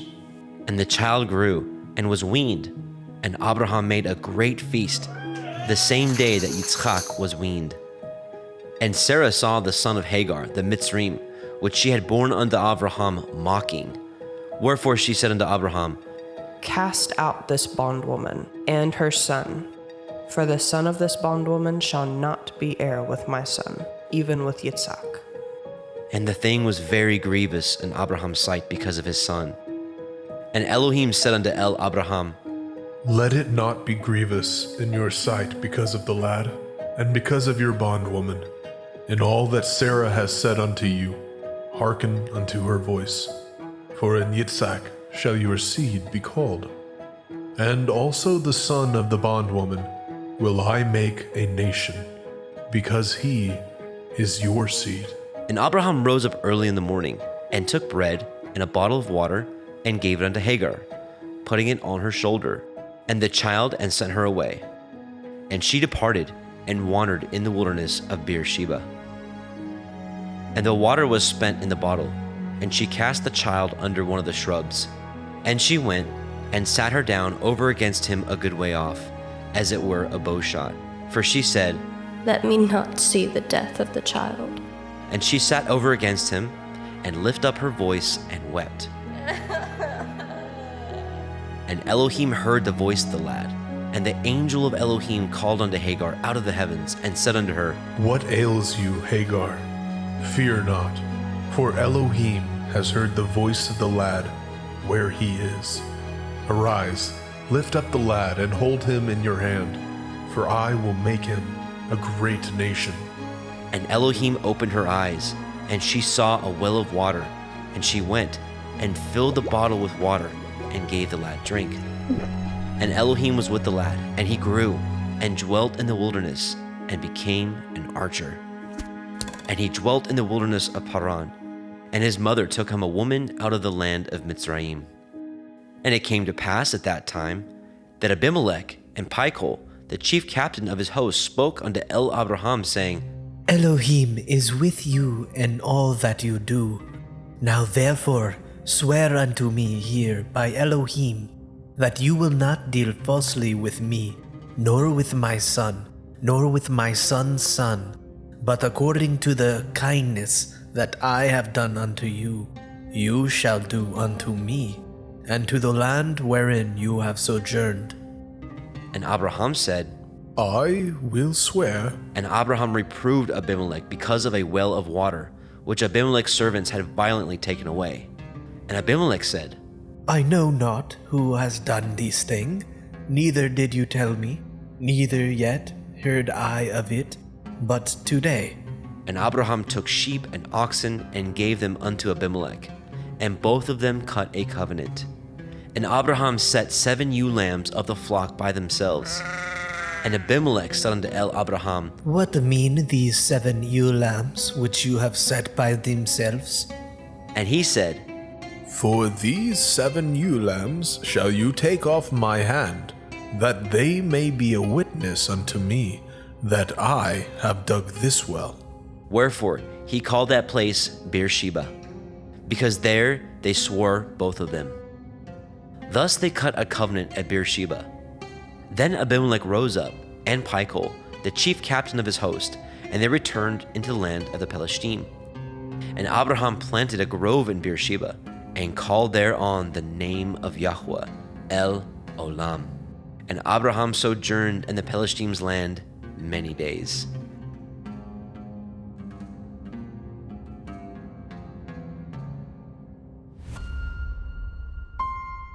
Bereshit, Genesis chapter 22. And it came to pass after these things, that Elohim did try Abraham, and said unto him, Avraham, and he said, behold, here I am.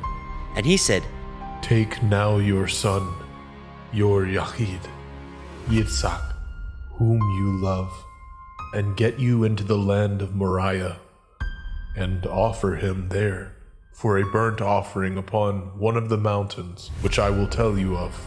And Abraham rose up early in the morning, and saddled his ass, and took 2 of his young men with him, and Yitzchak his son, and clave the wood for the burnt offering, and rose up, and went unto the place of which Elohim had told him. Then on the 3rd day, Abraham lifted up his eyes, and saw the place afar off. And Abraham said unto his young men, Abide ye here with the ass, and I and the lad will go yonder, and worship, and come again to you. And Abraham took the wood of the burnt offering, and laid it upon Yitzchak his son. And he took the fire in his hand, and a knife, and they went both of them together. And Yitzchak spoke unto Abraham his father, and said, My father, and he said, here am I, my son. and he said, Behold the fire and the wood, but where is the lamb for a burnt offering? and Abraham said, My son, Elohim will provide himself a lamb for a burnt offering. So they went both of them together. And they came to the place which Elohim had told him of, and Abraham built an altar there, and laid the wood in order, and bound Yitzchak his son, and laid him on the altar upon the wood. And Abraham stretched forth his hand, and took the knife to slay his son. And the angel of Yahweh called unto him out of the heavens, and said, Avraham, Avraham, and he said, here am I. and he said, Lay not your hand upon the lad, neither do you anything unto him. For now I know that you fear Elohim, seeing you have not withheld your son, your Yachid, from me. And Abraham lifted up his eyes and looked, and behold, behind him a ram caught in a thicket by his horns. And Abraham went and took the ram, and offered him up for a burnt offering in the stead of his son. And Abraham called the name of that place Yahweh Yireh, as it is said to this day, in the mount of Yahweh it shall be seen. And the angel of Yahweh called unto Abraham out of the heavens the 2nd time, and said, By myself have I sworn, says Yahuwah, for because you have done this thing, and have not withheld your son, your Yachid, that in blessing I will bless you, and in multiplying I will multiply your seed as the stars of heaven, and as the sand which is upon the seashore, and your seed shall possess the gate of his enemies. And in your seed shall all the nations of the earth be blessed, because you have obeyed my voice. So Abraham returned unto his young men, and they rose up and went together to Beersheba. And Abraham dwelt at Beersheba. And it came to pass after these things that it was told Abraham, saying, Behold, Milcah, she has also borne children unto your brother Nahor, Huz his firstborn, and Buz his brother, and Kemuel the father of Aram, and Kesed, and Hazo, and Pildash, and Yidlaf, and Bethuel. And Bethuel begat Rivkah. These 8 Milcah did bear to Nahor, Abraham's brother, and his concubine, whose name was Reumah. She bore also Teva, and Gaham, and Tahash, and Ma'akah. Bereshit, Genesis chapter 23. And Sarah was 107 and 20 years old. These were the years of the life of Sarah. And Sarah died in Kiryat Arba, the same is in Hebron, in the land of Canaan. And Abraham came to mourn for Sarah, and to weep for her.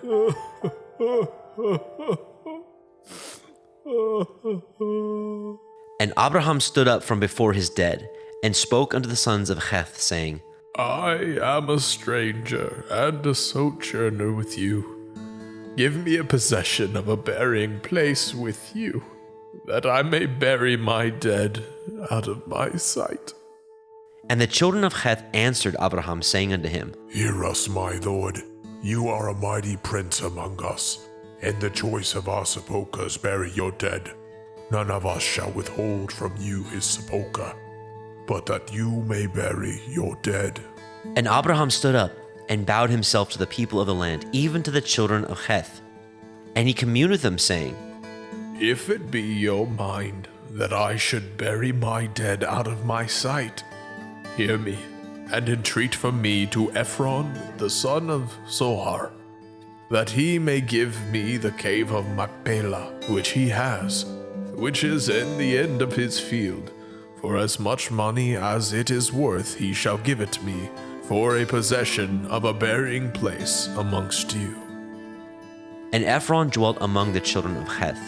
And Ephron the Hittite answered Abraham in the audience of the children of Heth, even all that went in the gate of his city, saying, Nay, my lord, hear me.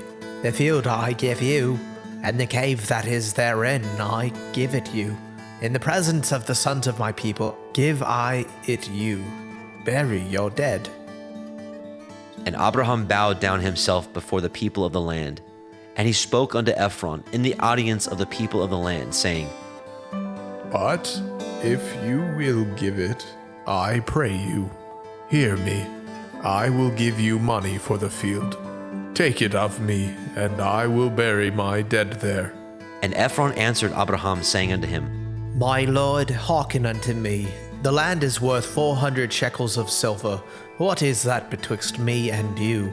Bury therefore your dead. And Abraham hearkened unto Ephron. And Abraham weighed to Ephron the silver, which he had named in the audience of the sons of Heth, 400 shekels of silver, current money with the merchant. And the field of Ephron, which was in Machpelah, which was before Mamre, the field and the cave which was therein, and all the trees that were in the field, that were in all the borders round about, were made sure unto Abraham for a possession in the presence of the children of Heth, before all that went in at the gate of his city. And after this, Abraham buried Sarah his woman in the cave of the field of Machpelah before Mamre, the same as Hebron, in the land of Canaan. And the field and the cave that is therein were made sure unto Abraham for a possession of a burying place by the sons of Heth.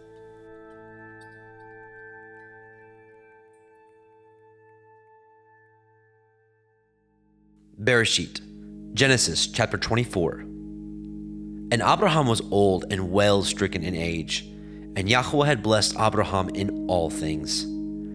And Abraham said unto his eldest servant of his house, that ruled over all that he had, Put, I pray you, your hand under my thigh, and I will make you swear by Yahweh, the Elohai of heaven and the Elohai of the earth, that you shall not take a woman unto my son of the daughters of the Canaanim, among whom I dwell. But you shall go unto my country and to my kindred, and take a woman unto my son Yitzhak.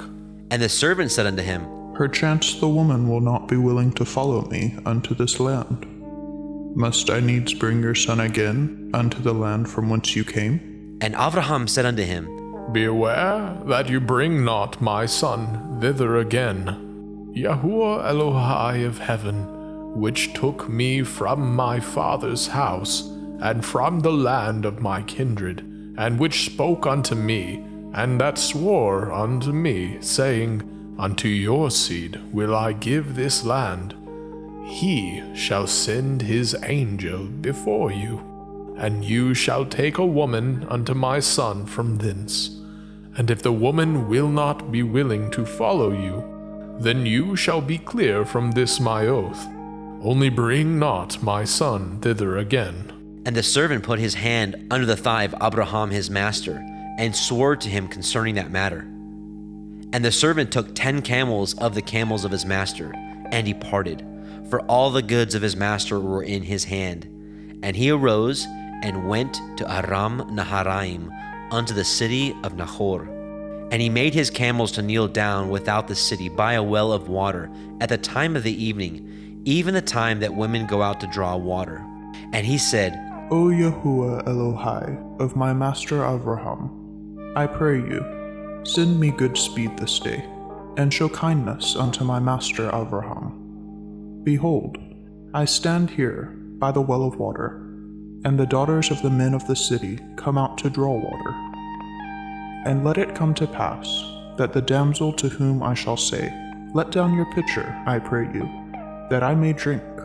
And she shall say, Drink, and I will give your camels drink also. Let the same be she that you have appointed for your servant Yitzhak. And thereby shall I know that you have showed kindness unto my master. And it came to pass, before he had done speaking, that behold, Rebekah came out, who was born to Bethuel, son of Milcah, the woman of Nahor, Abraham's brother, with her pitcher upon her shoulder. And the damsel was very fair to look upon, a virgin, neither had any man known her. And she went down to the well and filled her pitcher, and came up. And the servant ran to meet her and said, Let me, I pray you, drink a little water of your pitcher. And she said, Drink, my lord. And she hastened, and let down her pitcher upon her hand, and gave him drink. And when she had done giving him drink, she said, I will draw water for your camels also, until they have done drinking. And she hastened, and emptied her pitcher into the trough, and ran again unto the well to draw water, and drew for all his camels. And the man, wondering at her, held his peace, to wit whether Yahweh had made his journey prosperous or not. And it came to pass, as the camels had done drinking, that the man took a golden earring of 1/2 shekel weight, and 2 bracelets for her hands of 10 shekels weight of gold, and said, Whose daughter are you? Tell me, I pray you, is there room in your father's house for us to lodge in? And she said unto him, I am the daughter of Bethuel, the son of Milcah, which she bore unto Nahor. And she said moreover unto him, We have both straw and provender enough, and room to lodge in. And the man bowed down his head and worshipped Yahweh. And he said, Blessed be Yahuwah Elohai of my master Abraham, who has not left destitute my master of his mercy and his truth.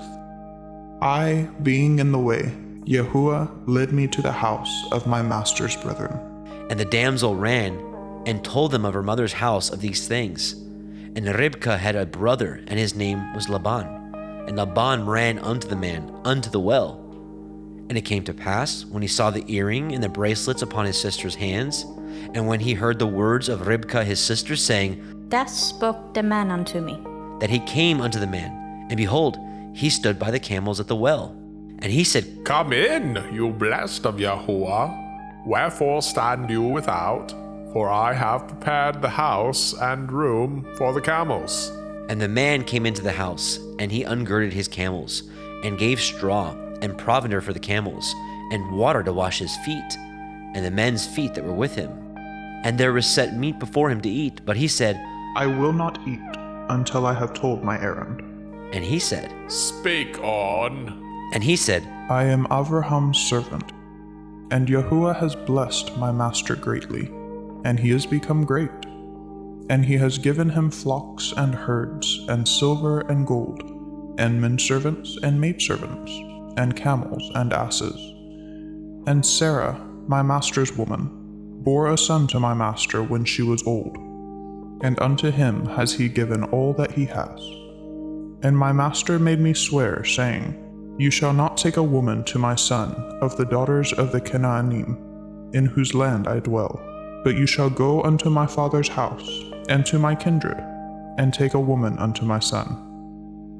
And I said unto my master, Perchance the woman will not follow me. And he said unto me, Yahuwah, before whom I walk, will send his angel with you, and prosper your way. And you shall take a woman for my son of my kindred, and of my father's house.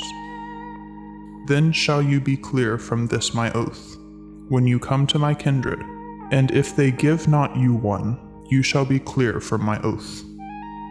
And I came this day unto the well, and said, O Yahuwah Elohai, of my master Abraham, if now you do prosper my way which I go, behold, I stand by the well of water.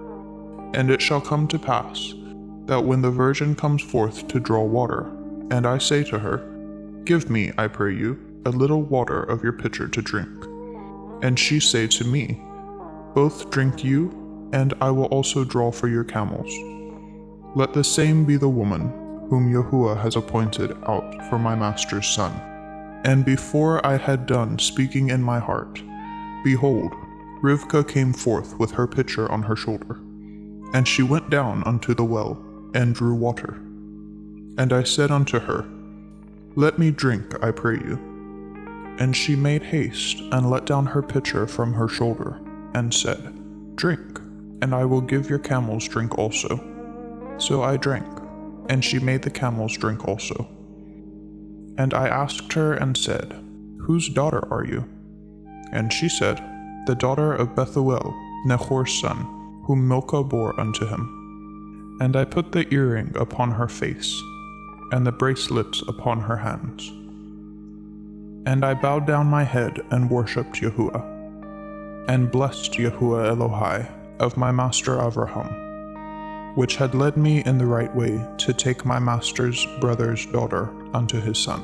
And now, if ye will deal kindly and truly with my master, tell me, and if not, tell me, that I may turn to the right hand or to the left. Then Laban and Bethuel answered and said, The thing proceeds from Yahuwah. We cannot speak unto you bad or good. Behold, Rivkah is before you.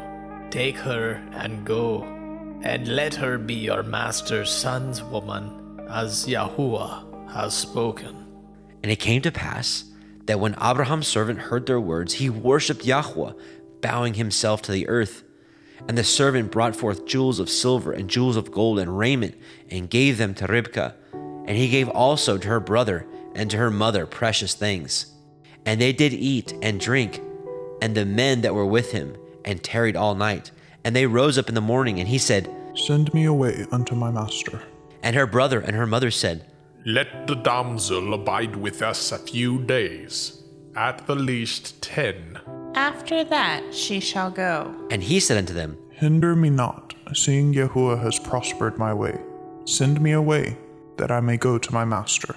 And they said, We will call the damsel and inquire at her mouth. And they called Rebekah and said unto her, Will you go with this man? And she said, I will go. And they sent away Rebekah their sister, and her nurse, and Abraham's servant, and his men. And they blessed Rebekah, and said unto her, You are our sister. Be the mother of thousands of millions, and let your seed possess the gate of those which hate them. And Rebekah arose, and her damsels, and they rode upon the camels, and followed the man. And the servant took Rebekah, and went his way. And Yitzhak came from the way of the well of Beer Lachairoi, for he dwelt in the country of the Negeb. And Yitzhak went out to meditate in the field in the evening, and he lifted up his eyes and saw, and behold, the camels were coming. And Rebekah lifted her eyes, and when she saw Yitzhak, she lighted off the camel. For she had said unto the servant, What man is this that walks in the field to meet us? And the servant had said, It is my master. Therefore she took a veil and covered herself. And the servant told Yitzhak all the things that he had done. And Yitzhak brought her into his mother Sarah's tent, and took Rebekah, and she became his woman, and he loved her. And Yitzhak was comforted after his mother's death. Bereshit, Genesis chapter 25. And again Abraham took a woman, and her name was Keturah. And she bore him Zimran, and Yokshan, and Medan, and Midian, and Yishbak, and Shuach. And Yokshan begot Sheba, and Dedan. And the sons of Dedan were Ashurim, and Letushim, and Leumim.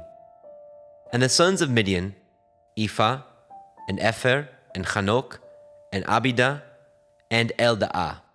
These were the children of Keturah. And Abraham gave all that he had unto Yitzhak, but unto the sons of the concubines which Abraham had, Abraham gave gifts, and sent them away from Yitzhak his son while he yet lived, eastward into the east country. And these are the days of the years of Abraham's life which he lived, 115 years. Then Abraham gave up his ruach, and died in a good old age, an old man and full of years, and was gathered to his people. And his sons Yitzchak and Ishmael buried him in the cave of Machpelah, in the field of Ephron, the son of Zohar, the Hittite, which is before Mamre. The field which Abraham purchased of the sons of Heth, there was Abraham buried, and Sarah his woman. And it came to pass, after the death of Abraham, that Elohim blessed his son Yitzchak, and Yitzchak dwelt by the well Be'er Lahai-roi. Now these are the generations of Ishmael, Abraham's son, whom Hagar, the Mitzrayim, Sarah's handmaid, bore unto Abraham. And these are the names of the sons of Ishmael, by their names, according to their generations.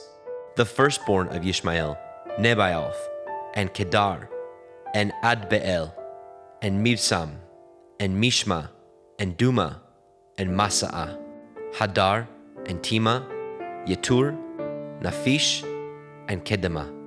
These are the sons of Ishmael, and these are their names, by their towns and by their castles, 12 princes according to their nations. And these are the years of the life of Ishmael, 137 years. And he gave up his ruach and died, and was gathered unto his people. And they dwelt from Havilah unto Shur, that is before Mitzrayim, as you go toward Ashura. And he died in the presence of all his brethren. And these are the generations of Yitzchak, Abraham's son. Abraham begat Yitzchak, and Yitzchak was 40 years old when he took Rebekah to be his woman, the daughter of Bethuel, the Aramite, of Padan Aram, the sister unto Laban, the Aramite. And Yitzchak entreated Yahweh for his woman, because she was barren, and Yahweh was entreated of him, and Rebekah his woman conceived. And the children struggled together within her, and she said, If it be so, why am I thus? And she went to inquire of Yahweh. And Yahweh said unto her, 2 nations are in your womb, and 2 manner of people shall be separated from your generation. And the one people shall be stronger than the other people, and the elder shall serve the younger. And when her days to be delivered were fulfilled, behold, there were twins in her womb. And the first came out red all over like a hairy garment, and they called his name Esau. And after that came his brother out, and his hand took hold on Esau's heel, and his name was called Jacob. And Yitzchak was 80 years old when she bore them. And the boys grew, and Esau was a cunning hunter, a man of the field, and Jacob was an upright man, dwelling in tents. And Yitzchak loved Esau, because he did eat of his venison, but Rebekah loved Jacob. And Jacob sought pottage, and Esau came from the field, and he was faint. And Esau said to Jacob, Feed me, I pray you, with that same red pottage, for I am faint. Therefore was his name called Edom. And Jacob said, Sell me this day your birthright. And Esau said, Behold, I am at the point to die, and what profit shall this birthright do to me? And Jacob said, Swear to me this day. And he swore unto him, and he sold his birthright unto Jacob. Then Jacob gave Esau bread and pottage of lentils, and he did eat and drink, and rose up and went his way. Thus Esau despised his birthright. Bereshit, Genesis, chapter 26. And there was a famine in the land, beside the first famine that was in the days of Abraham. And Yitzchak went unto Abimelech, king of the Pelishtim, unto Gerar. And Yahweh appeared unto him and said, Go not down into Mitzrayim. Dwell in the land which I shall tell you of. Sojourn in this land, and I will be with you, and will bless you. For unto you and unto your seed I will give you all these countries, and I will perform the oath which I swore unto Abraham your father. And I will make your seed to multiply as the stars of heaven, and will give unto your seed all these countries, and in your seed shall all the nations of the earth be blessed. Because that Abraham obeyed my voice, and did guard my watch, my commandments, my statutes, and my Torah. And Yitzchak dwelt in Gerar. And the men of the place asked him of his woman, and he said, She is my sister. For he feared to say, She is my woman, lest, said he, The men of the place should kill me for Rivkah, because she was fair to look upon. And it came to pass, when he had been there a long time, that Abimelech, king of the Pelishtim, looked out at a window and saw, and behold, Yitzchak was sporting with Rivkah his woman. And Abimelech called Yitzchak and said, Behold, of a surety she is your woman. And how said you, She is my sister?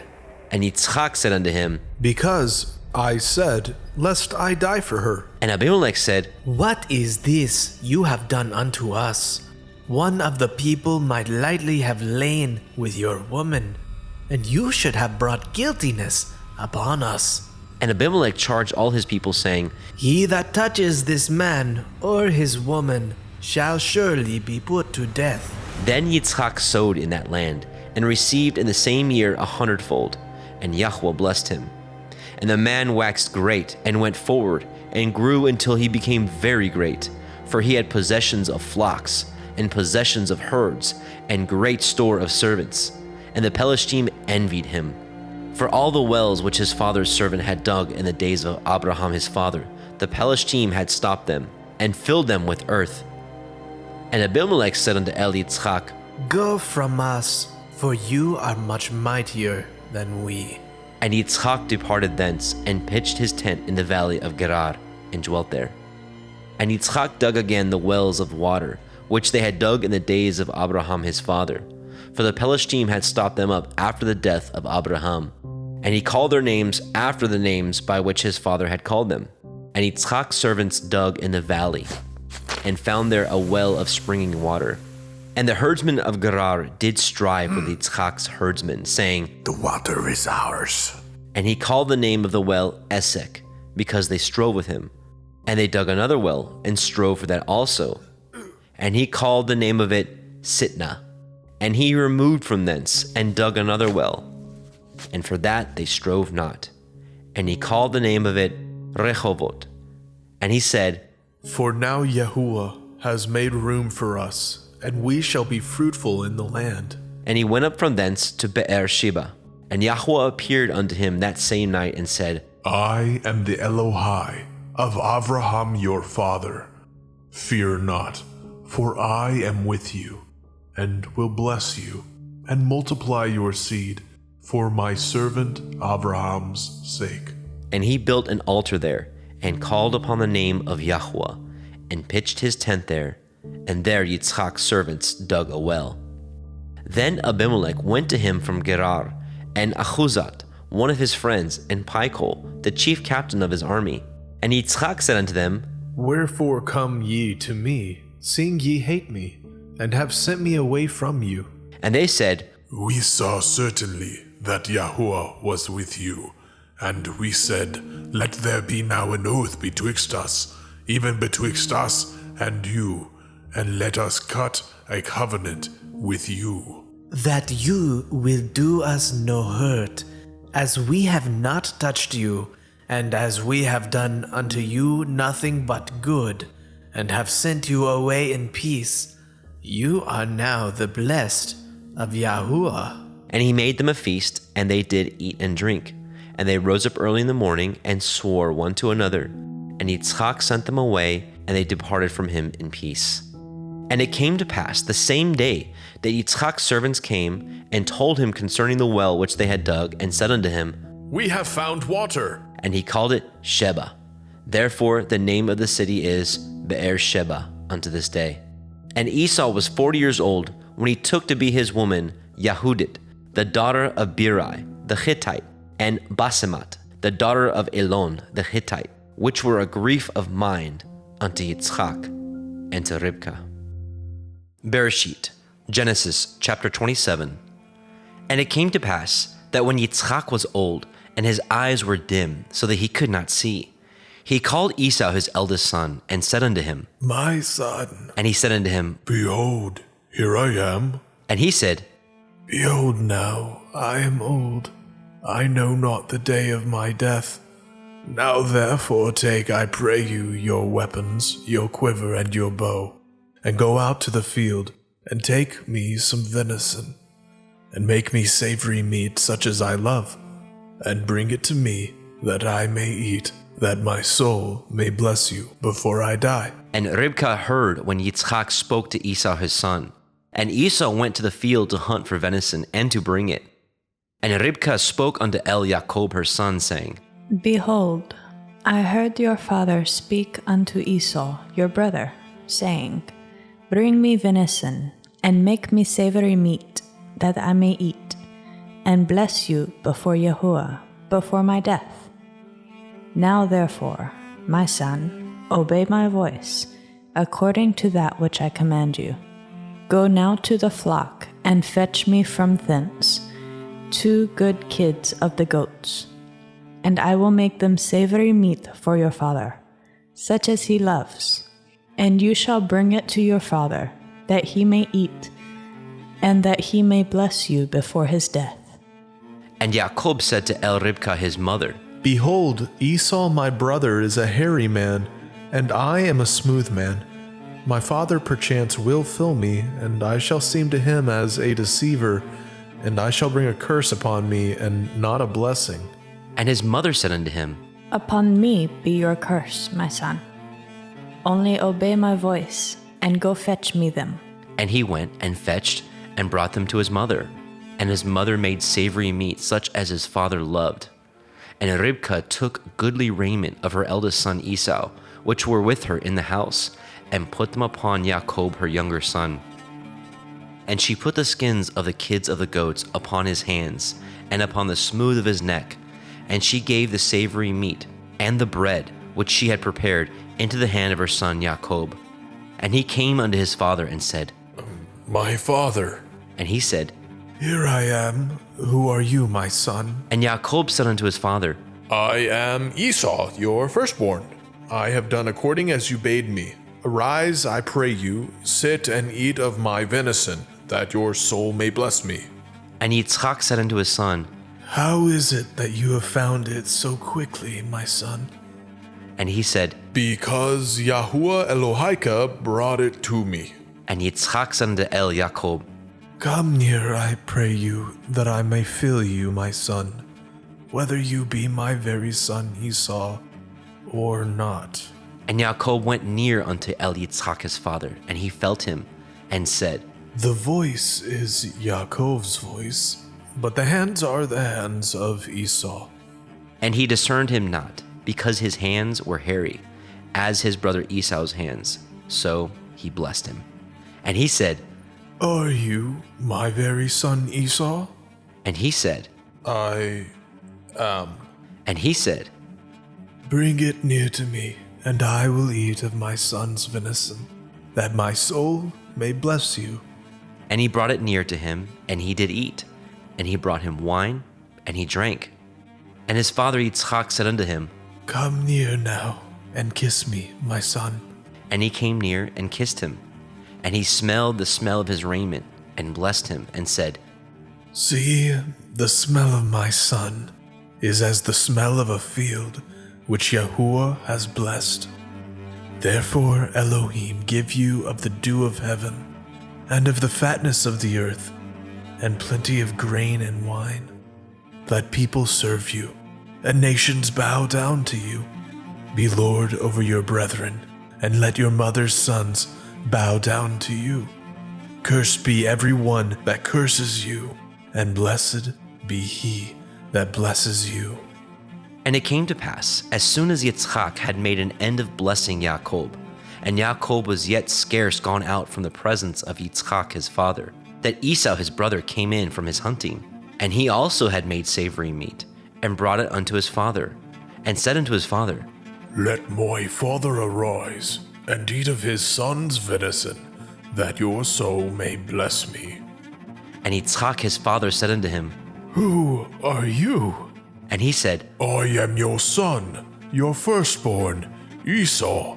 And Yitzchak trembled very exceedingly, and said, Who Where is he that has taken venison and brought it to me? And I have eaten of all before you came, and have blessed him. Yea, he shall be blessed. And when Esau heard the words of his father, he cried with a great and exceeding bitter cry,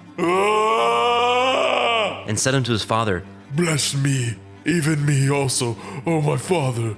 And he said, Your brother has come with subtlety, and has taken away your blessing. And he said, Is he not rightly named Yaakov? For he has supplanted me these 2 times. He took away my birthright, and behold, now he has taken away my blessing. And he said, Have you not reserved a blessing for me? And Yitzchak answered and said unto Esau, Behold, I have made him your lord, and all his brethren have I given to him for servants, and with grain and wine have I sustained him. And what shall I do now unto you, my son? And Esau said unto his father, Have you but one blessing, my father? Bless me, even me also, O my father. And Esau lifted up his voice and wept. And Yitzchak his father answered and said unto him, Behold, your dwelling shall be the fatness of the earth, and of the dew of heaven from above. And by your sword shall you live, and shall serve your brother. And it shall come to pass, when you shall have the dominion, that you shall break his yoke from off your neck. And Esau hated Yaakov because of the blessing wherewith his father blessed him. And Esau said in his heart, The days of mourning for my father are at hand. Then I will slay my brother Yaakov. And these words of Esau, her elder son, were told to Rebekah. And she sent and called Yaakov, her younger son, and said unto him, Behold, your brother Esau, as touching you, comforts himself, purposing to kill you. Now therefore, my son, obey my voice, and arise, flee to Laban my brother, to Haran, and tarry with him a few days, until your brother's fury turn away, until your brother's anger turn away from you, and he forget that which you have done to him. Then I will send and fetch you from thence. Why should I be deprived also of you both in one day?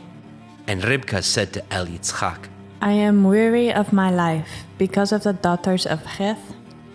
If Yaakov take a woman of the daughters of Heth, such as these which are of the daughters of the land, what good shall my life do me?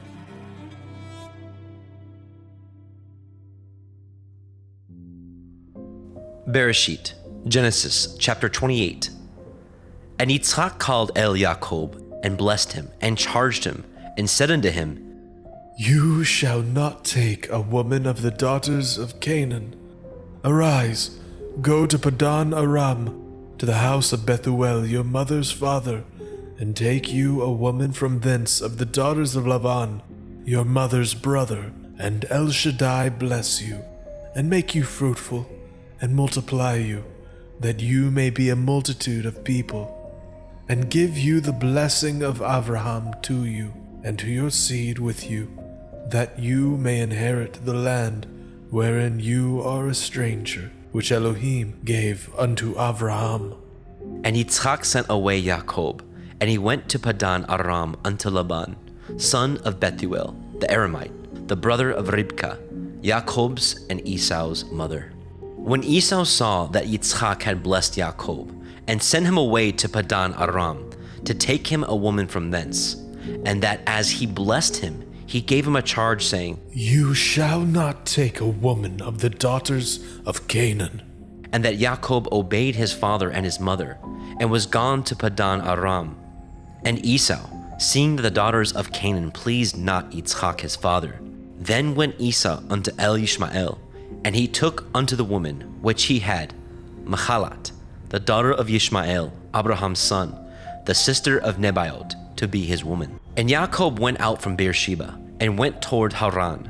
And he lighted upon a certain place, and tarried there all night, because the sun was set. He took of the stones of that place, and put them for his pillows, and lay down in that place to sleep. And he dreamed, and behold, a ladder set up on the earth, and the top of it reached to heaven. And behold, the angels of Elohim ascending and descending on it. And behold, Yahweh stood above it and said, I am Yahuwah Elohai of Abraham your father, and the Elohai of Yitzhak.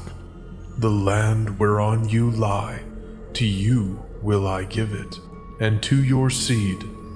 And your seed shall be as the dust of the earth, and you shall spread abroad to the west, and to the east, and to the north, and to the south. And in you, and in your seed, shall all the families of the earth be blessed. And behold, I am with you, and will guard you in all the places whither you go, and will bring you again into this land. For I will not leave you until I have done that which I have spoken to you of. And Yaakov awoke out of his sleep, and he said, Surely Yahuwah is in this place, and I knew it not. And he was afraid and said, How dreadful is this place! This is none other but the house of Elohim, and this is the gate of heaven.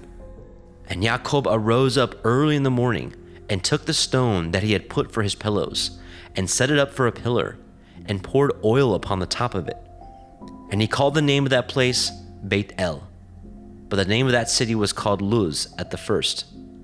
And Yaakov vowed a vow, saying, If Elohim will be with me, and will guard me in this way that I go, and will give me bread to eat, and raiment to put on, so that I come again to my father's house in peace, then shall Yahuwah be my Elohim, and this stone which I have set for a pillar shall be Elohim's house, and of all that you shall give me, I will surely give the 10th unto you.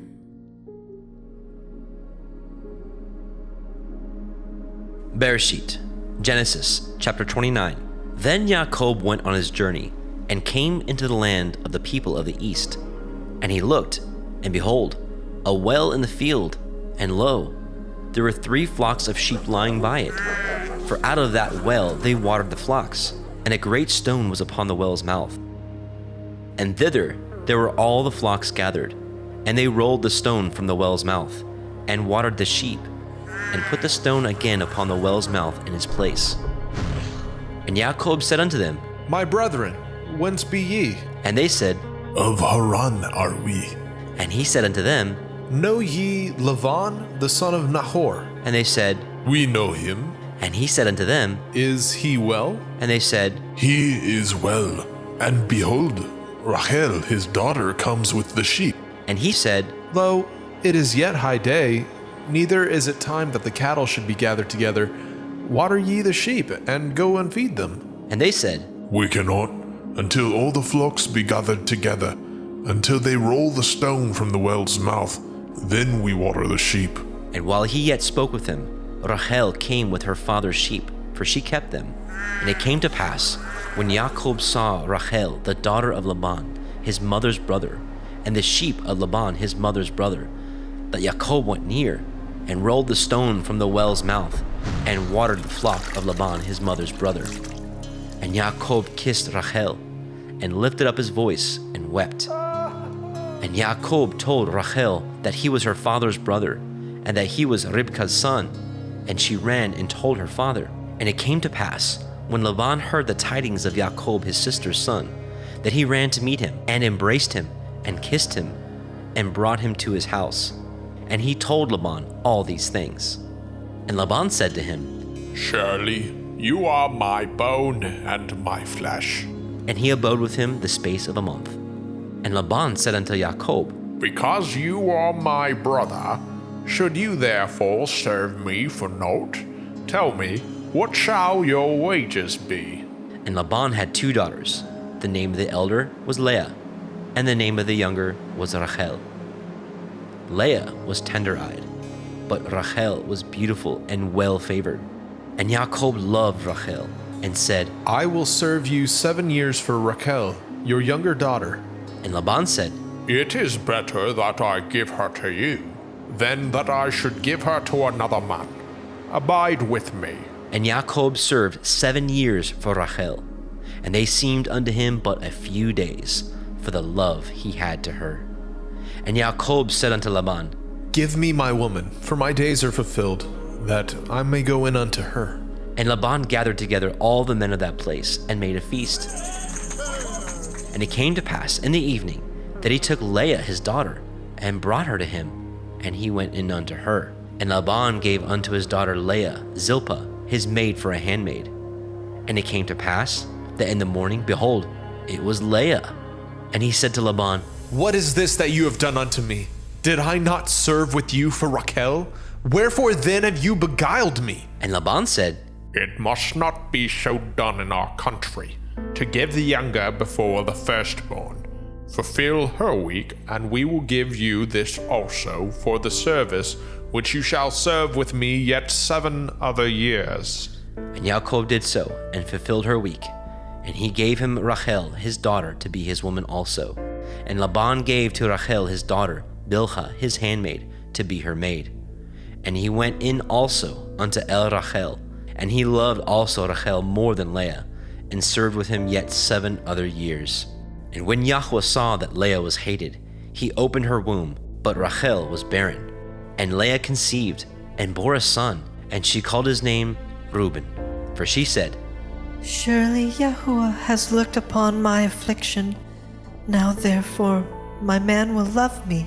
And she conceived again, and bore a son, and said, Because Yahuwah has heard that I was hated, he has therefore given me this son also. And she called his name Shimon. And she conceived again, and bore a son, and said, Now this time will my man be joined unto me, because I have borne him 3 sons. Therefore was his name called Levi. And she conceived again, and bore a son, and she said, Now I will praise Yahuwah. Therefore she called his name Yehudah, and left bearing. Bereshit, Genesis chapter 30. And when Rachel saw that she bore Yaakov no children, Rachel envied her sister, and said unto Yaakov, Give me children, or else I die. And Yaakov's anger was kindled against Rachel, and he said, Am I in Elohim's stead, who has withheld from you the fruit of the womb? And she said, Behold, my maid Bilhah, go in unto her, and she shall bear upon my knees, that I may also have children by her. And she gave him Bilhah her handmaid to be his woman. And Yaakov went in unto her. And Bilhah conceived, and bore Yaakov a son. And Rachel said, Elohim has judged me, and has also heard my voice, and has given me a son. Therefore called she his name Dan. And Bilhah, Rachel's maid, conceived again, and bore Yaakov a second son. And Rachel said, With great wrestlings have I wrestled with my sister, and I have prevailed. And she called his name Naphtali. And when Leah saw that she had left bearing, she took Zilpah her maid, and gave her Yaakov to be his woman. And Zilpah, Leah's maid, bore Yaakov a son. And Leah said, A troop comes. And she called his name Gad. And Zilpah, Leah's maid, bore Yaakov a second son. And Leah said, Happy am I, for the daughters will call me blessed. And she called his name Asher. And Reuben went in the days of the wheat harvest, and found mandrakes in the field, and brought them unto his mother Leah. Then Rachel said to Leah, Give me, I pray you, of your son's mandrakes. And she said unto her, Is it a small matter that you have taken my man? And will you take away my son's mandrakes also? And Rachel said, Therefore he shall lie with you tonight for your son's mandrakes. And Yaakov came out of the field in the evening, and Leah went out to meet him, and said, You must come in unto me, for surely I have hired you with my son's mandrakes. And he lay with her that night. And Elohim hearkened unto Leah, and she conceived, and bore Yaakov the 5th son. And Leah said, Elohim has given me my hire, because I have given my maiden to my man. And she called his name Yissachar. And Leah conceived again, and bore Yaakov the 6th son. And Leah said, Elohim has endued me with a good dowry. Now will my man dwell with me, because I have borne him 6 sons. And she called his name Zebulun. And afterwards she bore a daughter, and called her name Dinah. And Elohim remembered Rachel, and Elohim hearkened to her, and opened her womb. And she conceived and bore a son, and said, Elohim has taken away my reproach, And she called his name Joseph, and said, Yahuwah shall add to me another son. And it came to pass, when Rachel had borne Joseph, that Jacob said unto Laban, Send me away, that I may go unto my own place, and to my country. Give me my women and my children, for whom I have served you, and let me go. For you know my service which I have done you. And Laban said unto him, I pray you, if I have found favor in your eyes, tarry, for I have learned by experience that Yahuwah has blessed me for your sake. And he said, Appoint me your wages, and I will give it. And he said unto him, You know how I have served you, and how your cattle was with me. For it was little which you had before I came, and it is now increased unto a multitude. And Yahuwah has blessed you since my coming. And now, when shall I provide for my own house also? And he said, What shall I give you? And Jacob said, You shall not give me anything. If you will do this thing for me, I will again feed and guard your flock. I will pass through all your flock today, removing from thence all the speckled and spotted cattle, and all the brown cattle among the sheep, and the spotted and speckled among the goats, and of such shall be my hire. So shall my righteousness answer for me in time to come, when it shall come for my hire before your face. Every one that is not speckled and spotted among the goats, and brown among the sheep, that shall be counted stolen with me. And Laban said, Behold, I would it might be according to your word. And he removed that day the he-goats that were ring-streaked and spotted, and all the she-goats that were speckled and spotted, and every one that had some white in it, and all the brown among the sheep, and gave them into the hands of his sons. And he set 3 days' journey betwixt himself and Jacob, and Jacob fed the rest of Laban's flocks. And Jacob took him rods of green poplar, and of the hazel and chestnut tree, and pilled white strakes in them, and made the white appear which was in the rods. And he set the rods which he had pilled before the flocks in the gutters, in the watering troughs, when the flocks came to drink, that they should conceive when they came to drink. And the flocks conceived before the rods, and brought forth cattle, ring-straked, speckled, and spotted. And Jacob did separate the lambs, and set the faces of the flocks toward the ring-straked, and all the brown in the flock of Laban. And he put his own flocks by themselves, and put them not unto Laban's cattle. And it came to pass, whensoever the stronger cattle did conceive, that Jacob laid the rods before the eyes of the cattle in the gutters, that they might conceive among the rods. But when the cattle were feeble, he put them not in. So the feebler were Laban's, and the stronger Jacob's. And the man increased exceedingly, and had much cattle, and maidservants, and menservants, and camels, and asses.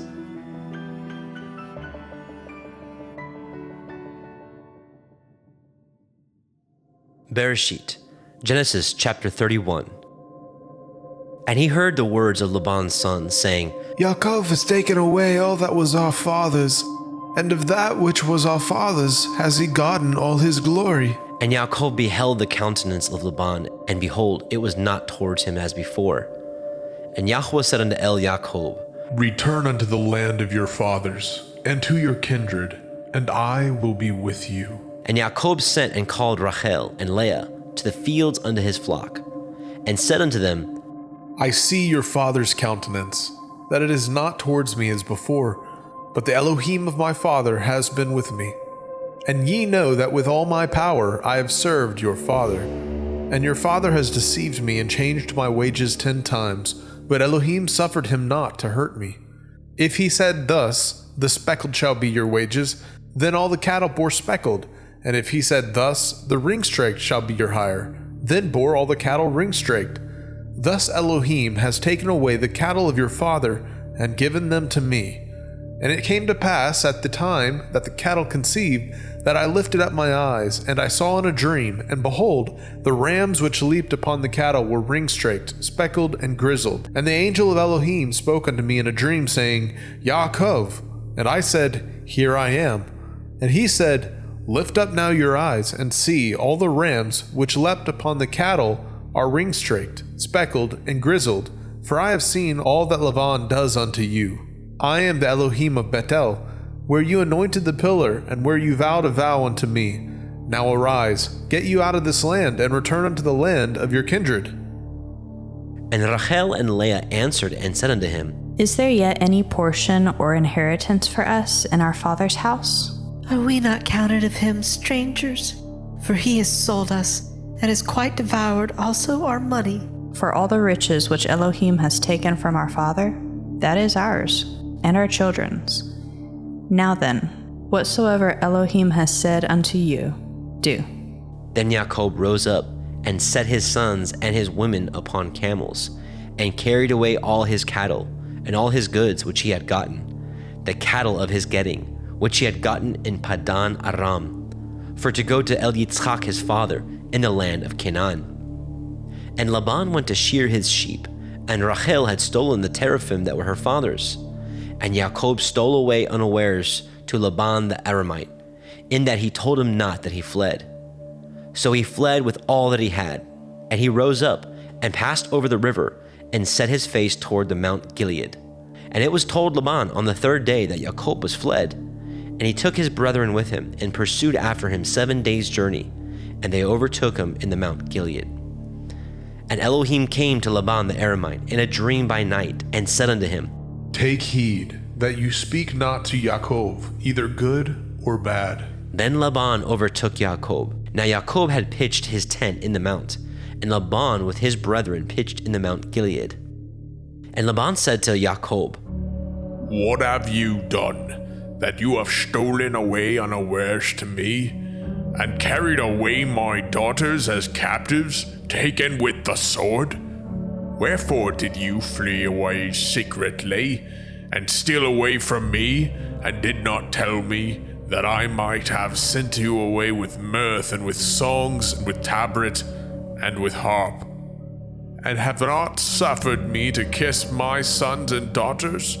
You have now done foolishly in so doing. It is in the power of my hand to do you hurt. But the Elohim of your father spoke unto me yesternight, saying, Take heed that you speak not to Yaakov either good or bad. And now, though you would needs be gone, because you sore longed after your father's house, yet wherefore have you stolen my Elohim? And Jacob answered and said to Laban, Because I was afraid, for I said, Perchance you would take by force your daughters from me. With whomsoever you find your Elohim, let him not live, before our brethren discern what is yours with me, and take it to you. For Jacob knew not that Rachel had stolen them. And Laban went into Jacob's tent, and into Leah's tent, and into the 2 maidservants' tents, but he found them not. Then he went out of Leah's tent, and entered into Rachel's tent. Now Rachel had taken the teraphim, and put them in the camel's furniture, and sat upon them. And Laban searched all the tent, but found them not. And she said to her father, Let it not displease my lord that I cannot rise up before you, for the custom of women is upon me. And he searched, but found not the teraphim. And Jacob was wroth, and chode with Laban. And Jacob answered and said to Laban, What is my transgression? What is my sin, that you have so hotly pursued after me? Whereas you have searched all my stuff, what have you found of all your household stuff? Set it here before my brethren and your brethren, that they may judge betwixt us both. This 20 years have I been with you. Your ewes and your she-goats have not cast their young, and the rams of your flock have I not eaten. That which was torn of beasts I brought not unto you. I bore the loss of it. Of my hand did you require it, whether stolen by day or stolen by night. Thus I was in the day the drought consumed me, and the frost by night, and my sleep departed from my eyes. Thus have I been 20 years in your house. I served you 14 years for your 2 daughters, and 6 years for your cattle, and you have changed my wages 10 times. Except the Elohai of my father, the Elohai of Abraham, and the fear of Yitzhak had been with me, surely you had sent me away now empty. Elohim has seen my affliction, and the labor of my hands, and rebuked you yesternight. And Laban answered and said unto Jacob, These daughters are my daughters, and these children are my children, and these cattle are my cattle, and all that you see is mine. And what can I do this day unto these my daughters, or unto their children which they have borne? Now therefore come, let us cut a covenant, I and you, and let it be for a witness between me and you. And Jacob took a stone and set it up for a pillar. And Jacob said unto his brethren, Gather stones. And they took stones and made a heap, and they did eat there upon the heap. And Laban called it Hagar Sahaduta, but Jacob called it Gilead. And Laban said, This heap is a witness between me and you this day. Therefore was the name of it called Galed. And Mitzpah, for he said, Yahuwah watch between me and you, when we are absent from one another. If you shall afflict my daughters, or if you shall take other women beside my daughters, no man is with us. See, Elohim is witness betwixt me and you. And Laban said to Jacob, Behold this heap, and behold this pillar, which I have cast betwixt me and you.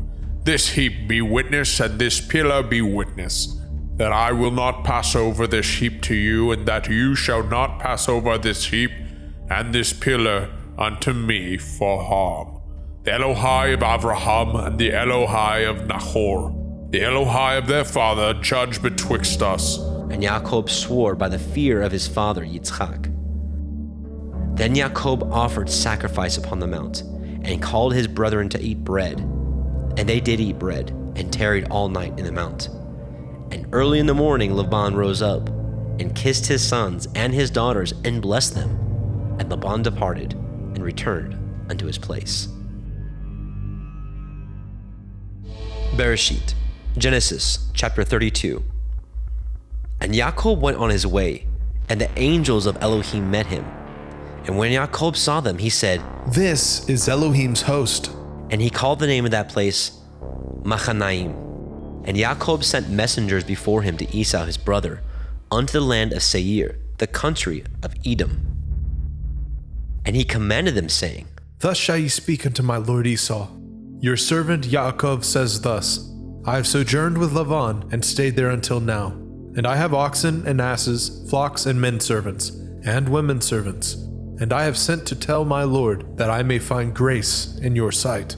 And the messengers returned to Jacob, saying, We came to your brother Esau, and also he comes to meet you, and 400 men with him. Then Jacob was greatly afraid and distressed, and he divided the people that was with him, and the flocks, and the herds, and the camels into 2 bands, and said, If Esau come to the one company, and smite it, then the other company which is left shall escape. And Jacob said, O Elohai of my father Abraham, and Elohai of my father Yitzhak, Yahuwah which said unto me, Return unto your country and to your kindred, and I will deal well with you. I am not worthy of the least of all the mercies, and of all the truth which you have showed unto your servant. For with my staff I passed over this Yarden, and now I am become 2 bands.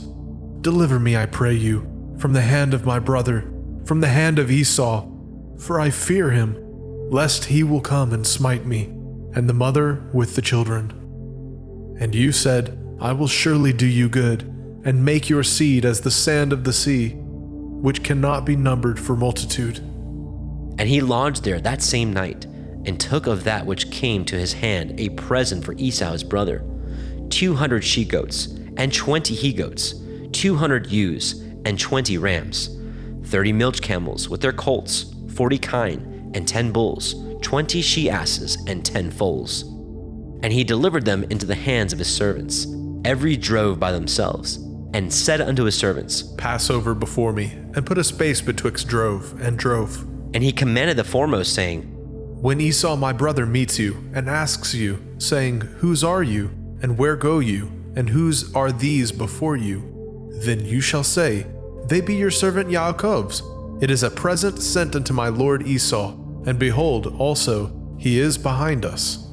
And so commanded he the second, and the third, and all that followed the drove, saying, On this manner shall ye speak unto Esau when ye find him, and say ye moreover, Behold, your servant Yaakov is behind us. For he said, I will appease him with the present that goes before me, and afterward I will see his face, Perchance he will accept of me. So went the present over before him, and himself lodged that night in the company.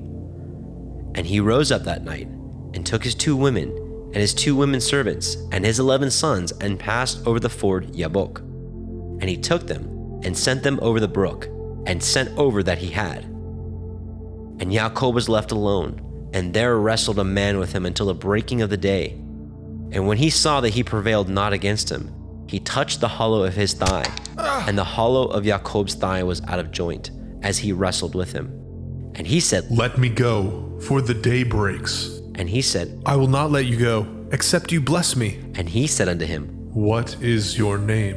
And he said, Yaakov. And he said, Your name shall be called no more Yaakov, but Yasharel. For as a prince have you power with Elohim and with men, and have prevailed. And Yaakov asked him and said, Tell me, I pray you, your name. And he said, Wherefore is it that you do ask after my name? And he blessed them there.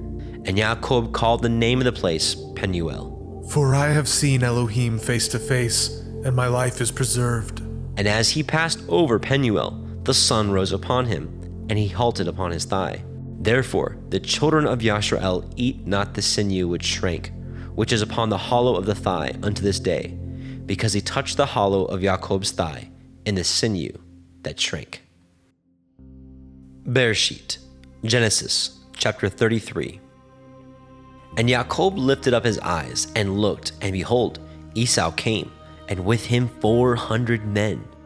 And he divided the children unto Leah, and unto Rachel, and unto the 2 handmaids.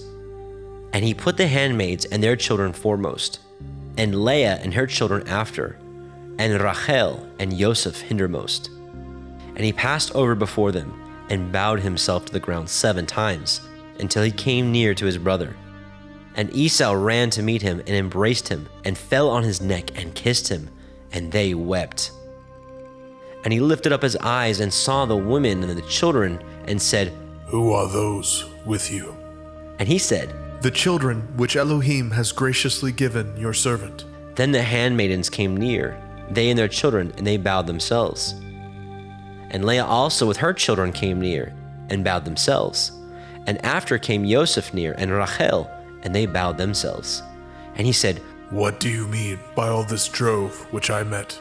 And he said, These are to find grace in the sight of my master. And Esau said, I have enough. My brother, keep what you have unto yourself. And Yaakov said, Nay, I pray you, if now I have found grace in your sight, then receive my present at my hand. For therefore I have seen your face as though I had seen the face of Elohim, and you were pleased with me.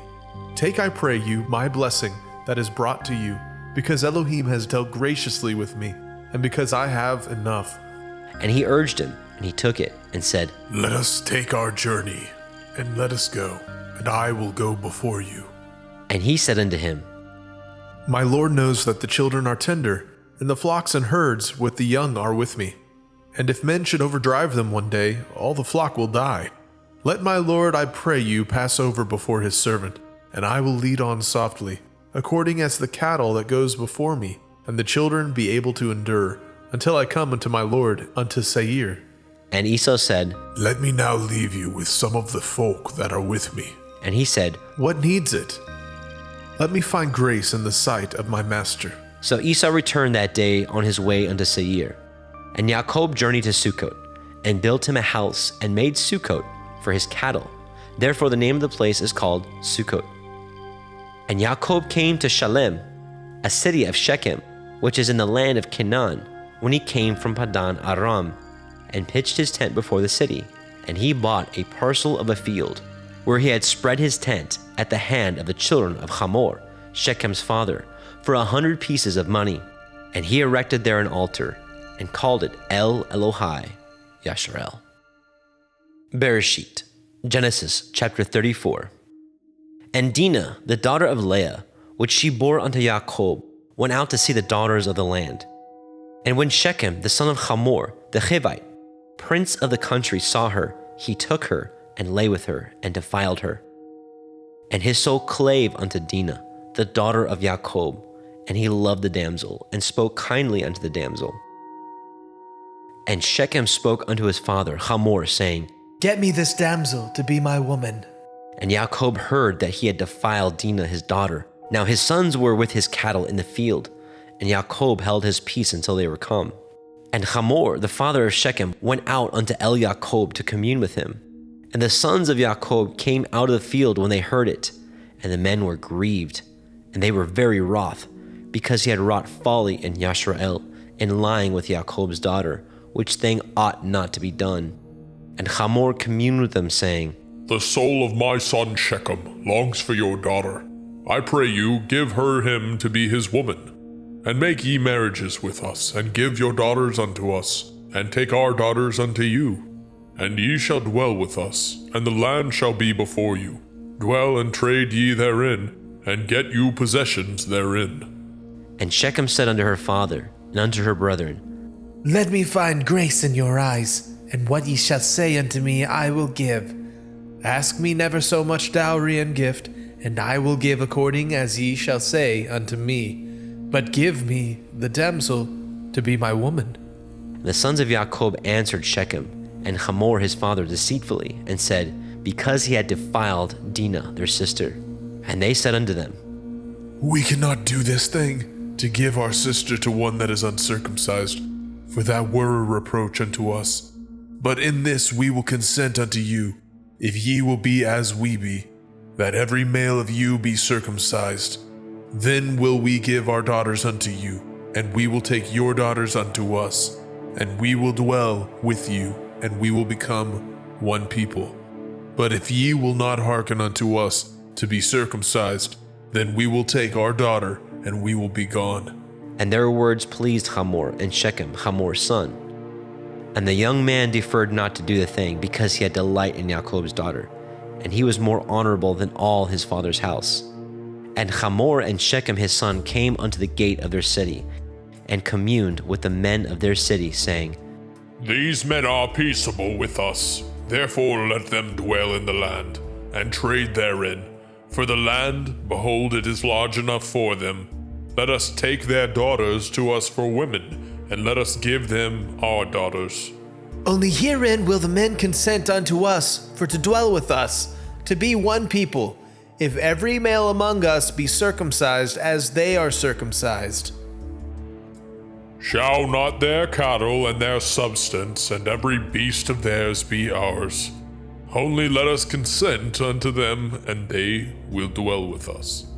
And unto Hamor and unto Shechem his son hearkened all that went out of the gate of his city, and every male was circumcised, all that went out of the gate of his city.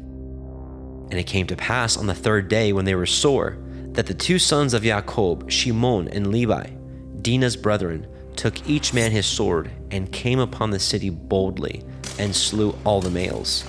And they slew Hamor and Shechem his son with the edge of the sword, and took Dinah out of Shechem's house, and went out. The sons of Jacob came upon the slain, and spoiled the city, because they had defiled their sister. They took their sheep, and their oxen, and their asses, and that which was in the city, and that which was in the field, and all their wealth, and all their little ones, and their women they took captive, and spoiled even all that was in the house. And Jacob said to Shimon and Levi, Ye have troubled me to make me to stink among the inhabitants of the land, among the Canaanim and the Perizim, and I being few in number, they shall gather themselves together against me, and slay me, and I shall be destroyed, I and my house. And they said, Should he deal with our sister as with a harlot? Bereshit, Genesis chapter 35. And Elohim said unto Jacob, Arise, go up to Bethel, and dwell there, and make there an altar unto Elohim, that appeared unto you when you fled from the face of Esau your brother. Then Jacob said unto his household, and to all that were with him, Put away the strange Elohai that are among you, and be clean, and change your garments, and let us arise, and go up to Bethel, and I will make there an altar unto Elohim, who answered me in the day of my distress, and was with me in the way which I went. And they gave unto Jacob all the strange Elohai which were in their hand, and all their earrings which were in their ears, And Jacob hid them under the oak which was by Shechem. And they journeyed, and the terror of Elohim was upon the cities that were round about them. And they did not pursue after the sons of Jacob. So Jacob came to Luz, which is in the land of Canaan, that is, Beit El, he and all the people that were with him. And he built there an altar, and called the place Beit El, because there Elohim appeared unto him, when he fled from the face of his brother. But Deborah, Ribkah's nurse, died, and she was buried beneath Beit El under an oak, and the name of it was called Alon Bakut. And Elohim appeared unto El Jacob again, when he came out of Padan Aram, and blessed him. And Elohim said unto him, Your name is Yaakov. Your name shall not be called any more Yaakov, but Yasharel shall be your name. And he called his name Yasharel. And Elohim said unto him, I am El Shaddai. Be fruitful and multiply. A nation and a company of nations shall be of you, and kings shall come out of your loins. And the land which I gave Abraham and Yitzhak, to you I will give it, and to your seed after you will I give the land. And Elohim went up from him in the place where he talked with him. And Jacob set up a pillar in the place where he talked with him, even a pillar of stone. And he poured a drink offering thereon, and he poured oil thereon. And Yaakov called the name of the place where Elohim spoke with him, Beit El. And they journeyed from Beit El, and there was but a little way to come to Ephrathah. And Rachel travailed, and she had hard labor. And it came to pass, when she was in hard labor, that the midwife said unto her, Fear not, you shall have this son also. And it came to pass, as her soul was in departing, for she died, that she called his name Ben-Oni. But his father called him Benjamin. And Rachel died, and was buried in the way to Ephrathah, which is Beit Lechem. And Jacob set a pillar upon her grave, that is the pillar of Rachel's grave unto this day. And Yasharel journeyed, and spread his tent beyond Migdal Eder. And it came to pass, when Yasharel dwelt in that land, that Reuben went and lay with Bilhah his father's concubine, and Yasharel heard it. Now the sons of Jacob were 12, the sons of Leah, Reuben, Jacob's firstborn, and Shimon, and Levi, and Yehudah, and Issachar, and Zebulun. The sons of Rachel, Yosef, and Benjamin. And the sons of Bilhah, Rachel's handmaid, Dan, and Naphtali. And the sons of Zilpah, Leah's handmaid, Gad, and Asher. These are the sons of Jacob, which were born to him in Padan Aram. And Yaakov came unto El Yitzchak his father, unto Mamre, unto Kiryat Arba, which is Hebron, where Abraham and Yitzchak sojourned. And the days of Yitzchak were 180 years. And Yitzchak gave up his ruach and died, and was gathered unto his people, being old and full of days. And his sons Esau and Jacob buried him. Bereshit, Genesis, chapter 36. Now these are the generations of Esau, who is Edom. Esau took his woman of the daughters of Canaan, Ada, the daughter of Elon the Hittite, and Aholibama, the daughter of Anna, the daughter of Tzibon the Hittite, and Basemat, Ishmael's daughter, sister of Nebaioth. And Ada bore to Esau Eliphaz, and Basmat bore Reuel, and Aholibama bore Yaish, and Ya'alam, and Korach. These are the sons of Esau, which were born unto him in the land of Canaan. And Esau took his women, and his sons, and his daughters, and all the persons of his house, and his cattle, and all his beasts, and all his substance, which he had got in the land of Canaan, and went into the country from the face of his brother Jacob. For their riches were more than they might dwell together, and the land wherein they were strangers could not bear them because of their cattle. Thus dwelt Esau in Mount Seir. Esau is Edom. And these are the generations of Esau, the father of the Edomim, in Mount Seir. These are the names of Esau's sons: Eliphaz, the son of Ada, the woman of Esau; Reuel, the son of Basemat, the woman of Esau. And the sons of Eliphaz were Timan, Omar, Zepho, Gatam, and Kenaz. And Timnah was the concubine to Eliphaz, Esau's son, and she bore to Eliphaz Amalek. These are the sons of Ada, Esau's woman. And these are the sons of Reuel, Nachat, and Zerach, Shammah, and Mizah. These are the sons of Basemat, Esau's woman. And these were the sons of Aholibama, the daughter of Anna, the daughter of Tzibon, Esau's woman. And she bore to Esau Yaish, and Ya'alam, and Korach. These were the dukes of the sons of Esau. The sons of Eliphaz, the firstborn son of Esau, Duke Timan, Duke Omar, Duke Zepho, and Duke Kenaz, Duke Korach, Duke Gatam, and Duke Amalek. These are the dukes that came of Eliphaz in the land of Edom. These were the sons of Ada. And these are the sons of Reuel, Esau's son, Duke Nachat, Duke Zerach, Duke Shammah, Duke Mizah. These are the dukes that came of Reuel in the land of Edom. These are the sons of Basemat, Esau's woman. And these are the sons of Aholibama, Esau's woman, Duke Yaish, Duke Ya'alam, Duke Korach. These are the dukes that came of Aholibama, the daughter of Anna, Esau's woman. These are the sons of Esau, who is Edom, and these are their dukes. These are the sons of Seir, the Horite, who inhabited the land, Lotan, and Shobal, and Sibon, and Anna, and Dishon, and Etzer, and Dishan. These are the dukes of the Horim, the children of Seir, in the land of Edom. And the children of Lotan were Horai and Hemam, and Lotan's sister was Timnah. And the children of Shobal were these, Alyan, and Manachat, and Ebal, and Shiphi, and Onam. And these are the children of Sibon, both Ayah and Anah. This was that Anah that found the mules in the wilderness as he fed the asses of Sibon his father. And the children of Anah were these, Dishon and Aholibama, the daughter of Anah. And these are the children of Dishon, Hemdan, and Eshban, and Yithron, and Haran. The children of Etzer are these, Bilhan, and Zaavan, and Akan. The children of Dishon are these, Uts and Aran. These are the dukes that came of the Horim, Duke Lotan, Duke Shobal, Duke Sibon, and Duke Anah. Duke Dishon, Duke Etzer, Duke Dishan. These are the dukes that came of the Horite, among their dukes in the land of Seir. And these are the kings that reigned in the land of Edom, before there reigned any king over the children of Yasharel. And Bela, the son of Beor, reigned in Edom, and the name of his city was Dinhaba. And Bela died, and Yobab, the son of Zerach of Botzra, reigned in his stead. And Yobab died, and Husham of the land of the Timani reigned in his stead. And Husham died, and Hadad, the son of Bedad, who smote Midian in the field of Moab, reigned in his stead. And the name of his city was Abit. And Hadad died, and Samlah of Masrekah reigned in his stead. And Samlah died, and Shaul of Rehoboth by the river reigned in his stead. And Shaul died, and Baal-Hanan, the son of Akbor, reigned in his stead. And Baal-Hanan, the son of Akbor, died, and Hadar reigned in his stead. And the name of his city was Pau. And his woman's name was Mehetabel, the daughter of Matred, the daughter of Me-Zahab.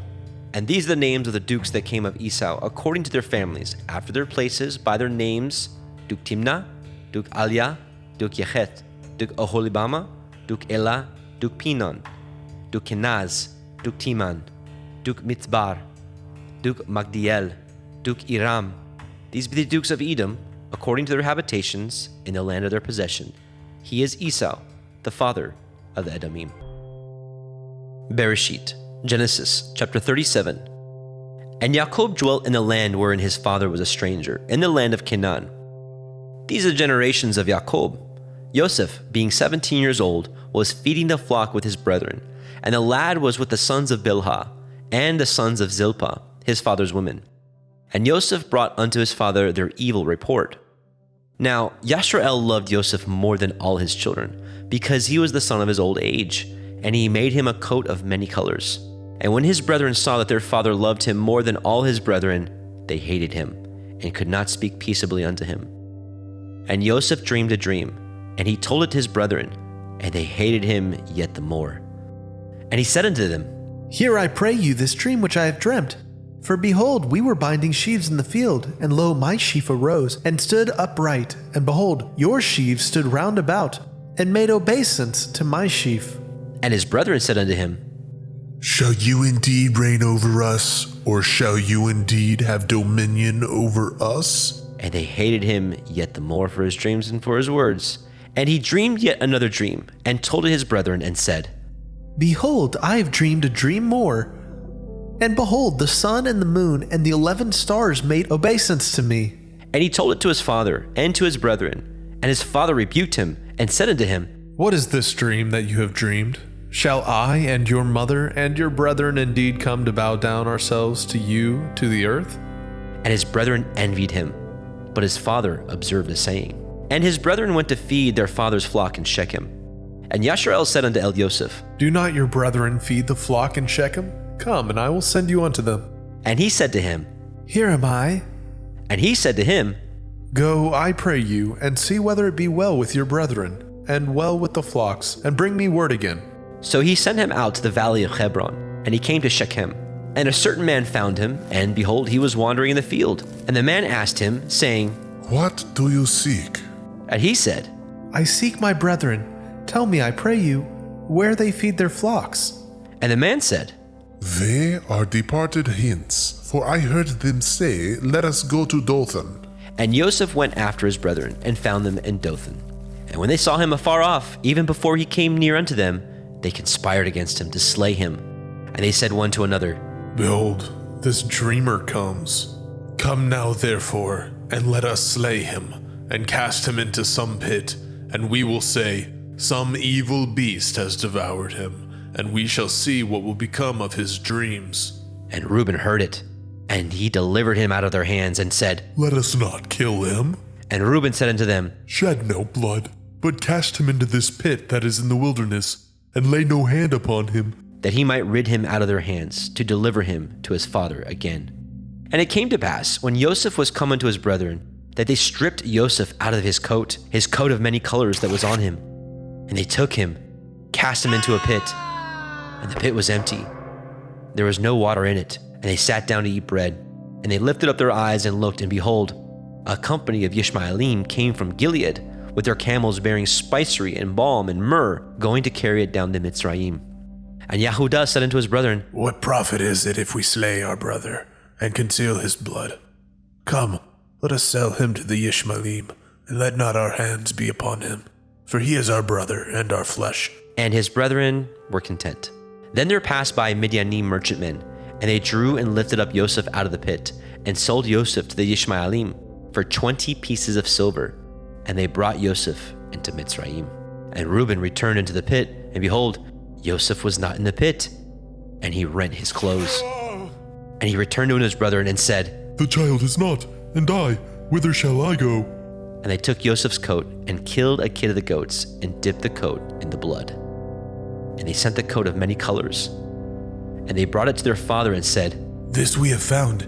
Know whether it be your son's coat or no. And he knew it, and said, It is my son's coat. An evil beast has devoured him. Joseph is without doubt rent in pieces. And Jacob rent his clothes, and put sackcloth upon his loins, and mourned for his son many days. And all his sons and all his daughters rose up to comfort him, but he refused to be comforted. And he said, For I will go down into Sheol unto my son, mourning. Thus his father wept for him. And the Midianim sold him into Mitzrayim unto Potiphar, an officer of Pharaoh's, and a captain of the guard. Bereshit, Genesis chapter 38. And it came to pass at that time that Yahudah went down from his brethren, and turned into a certain Adullamite, whose name was Ciara. And Yahudah saw there a daughter of a certain Canaanite, whose name was Shuach, and he took her, and went in unto her. And she conceived and bore a son, and he called his name And she conceived again and bore a son, and called his name Onan. And she yet again conceived and bore a son, and called his name Shelach. And he was at Keziv when she bore him. And Yahudah took a woman for his firstborn, whose name was Tamar. And Yahudah's firstborn, was wicked in the sight of Yahuwah, and Yahuwah slew him. And Yahudah said unto Onan, Go into your brother's woman, and marry her, and raise up seed to your brother. And Onan knew that the seed should not be his, and it came to pass, when he went in unto his brother's woman, that he spilled it on the ground, lest that he should give seed to his brother. And the thing which he did displeased Yahuwah, wherefore he slew him also. Then said Yahudah to Tamar his daughter-in-law, Remain a widow at your father's house, till Shelach my son be grown. For he said, Lest, perchance, he die also, as his brethren did. And Tamar went and dwelt in her father's house. And in process of time, the daughter of Shuach, Yahudah's woman, died. And Yahudah was comforted, and went up unto his sheep shearers to Timnathah. and his friend Ciara the Adullamite. And it was told Tamar, saying, Behold, your father-in-law goes up to Timnah to shear his sheep. And she put her widow's garments off from her, and covered her with a veil, and wrapped herself, and sat in an open place, which is by the way to Timnah, for she saw that Shelah was grown, and she was not given unto him to be his woman. When Yehudah saw her, he thought her to be a harlot, because she had covered her face. And he turned unto her by the way, and said, Go to, I pray you, let me come in unto you. For he knew not that she was his daughter-in-law. And she said, What will you give me, that you may come in unto me? And he said, I will send you a kid from the flock. And she said, Will you give me a pledge till you send it? And he said, What pledge shall I give you? And she said, Your signet, your bracelets, and your staff that is in your hand. And he gave it her, and came in unto her, and she conceived by him. And she arose and went away, and laid by her veil from her, and put on the garments of her widowhood. And Yehudah sent the kid by the hand of his friend the Adullamite to receive his pledge from the woman's hand, but he found her not. Then he asked the men of that place, saying, Where is the harlot that was openly by the wayside? And they said, There was no harlot in this place. And he returned to Yehudah and said, I cannot find her. And also the men of that place said that there was no harlot in this place. And Yehudah said, Let her take it to her, lest we be shamed. Behold, I sent this kid, and you have not found her. And it came to pass, about 3 months after, that it was told Yehudah, saying, Tamar, your daughter-in-law, has played the harlot, and also, behold, she is with child by whoredom. And Yehudah said, Bring her forth, and let her be burnt. When she was brought forth, she sent to her father-in-law, saying, By the man whose these are, am I with child. And she said, Discern, I pray you, whose are these, the signet, and bracelets, and staff? And Yehudah acknowledged them. And he said, She is more righteous than I, because that I gave her not to Shelah my son. And he knew her again no more. And it came to pass in the time of her travail that, behold, twins were in her womb. And it came to pass when she travailed that the one put out his hand, and the midwife took and bound upon his hand a scarlet thread, saying, This came out first. And it came to pass, as he drew back his hand, that, behold, his brother came out. And she said, How have you broken forth? This breach be upon you. Therefore his name was called Peretz. And afterward came out his brother, that had the scarlet thread upon his hand, and his name was called Zerach. Bereshit, Genesis chapter 39. And Joseph was brought down to Mitzrayim, and Potiphar, an officer of Pharaoh, captain of the guard of Mitzrayim, bought him of the hands of the Ishmaelim, which had brought him down thither. And Yahuwah was with Joseph, and he was a prosperous man, and he was in the house of his master, the Mitzrayim. And his master saw that Yahuwah was with him, and that Yahuwah made all that he did to prosper in his hand. And Joseph found grace in his sight, and he served him, and he made him overseer of his house, and all that he had he put into his hand. And it came to pass, from the time that he had made him overseer in his house, and over all that he had, that Yahuwah blessed the Mitzrayim's house for Joseph's sake. And the blessing of Yahuwah was upon all that he had in the house and in the field. And he left all that he had in Joseph's hand, and he knew not aught he had, save the bread which he did eat. And Joseph was a goodly person and well favored. And it came to pass after these things, that his master's woman cast her eyes upon Joseph. And she said, Lie with me. But he refused, and said unto his master's woman, Behold, my master knows not what is with me in the house, and he has committed all that he has to my hand. There is none greater in this house than I, neither has he kept back anything from me but you, because you are his woman. How then can I do this great wickedness and sin against Elohim? And it came to pass, as she spoke to Joseph day by day, that he hearkened not unto her, to lie by her, or to be with her. And it came to pass about this time that Joseph went into the house to do his business, and there was none of the men of the house there within. And she caught him by his garment, saying, Lie with me. And he left his garment in her hand, and fled, and got him out. And it came to pass, when she saw that he had left his garment in her hand, and was fled forth, that she called unto the men of her house, and spoke unto them, saying, See, he has brought in an Ephraim unto us to mock us. He came in unto me to lie with me, and I cried with a loud voice, And it came to pass, when he heard that I lifted up my voice and cried, that he left his garment with me, and fled and got him out. And she laid up his garment by her, until his master came home. And she spoke unto him according to these words, saying, The Ivri servant which you have brought unto us came in unto me to mock me.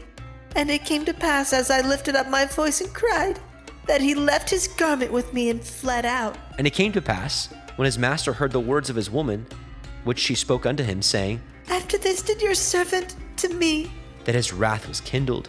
And Joseph's master took him, and put him into the prison, a place where the king's prisoners were bound. And he was there in prison. But Yahweh was with Joseph, and showed him mercy, and gave him favor in the sight of the keeper of the prison. And the keeper of the prison committed to Joseph's hand all the prisoners that were in the prison. And whatsoever they did there, he was the doer of it. The keeper of the prison looked not to anything that was under his hand, because Yahweh was with him. And that which he did, Yahweh made it to prosper. Bereshit, Genesis chapter 40. And it came to pass after these things, that the butler of the king of Mitzrayim and his baker had offended their master, the king of Mitzrayim. And Pharaoh was wroth against his two officers, against the chief of the butlers, and against the chief of the bakers. And he put them in ward in the house of the captain of the guard, into the prison, the place where Joseph was bound. And the captain of the guard charged Joseph with them, and he served them, and they continued a season in ward. And they dreamed a dream, both of them, each man his dream in one night, each man according to the interpretations of his dream, the butler and the baker of the king of Mitzrayim, which were bound in the prison.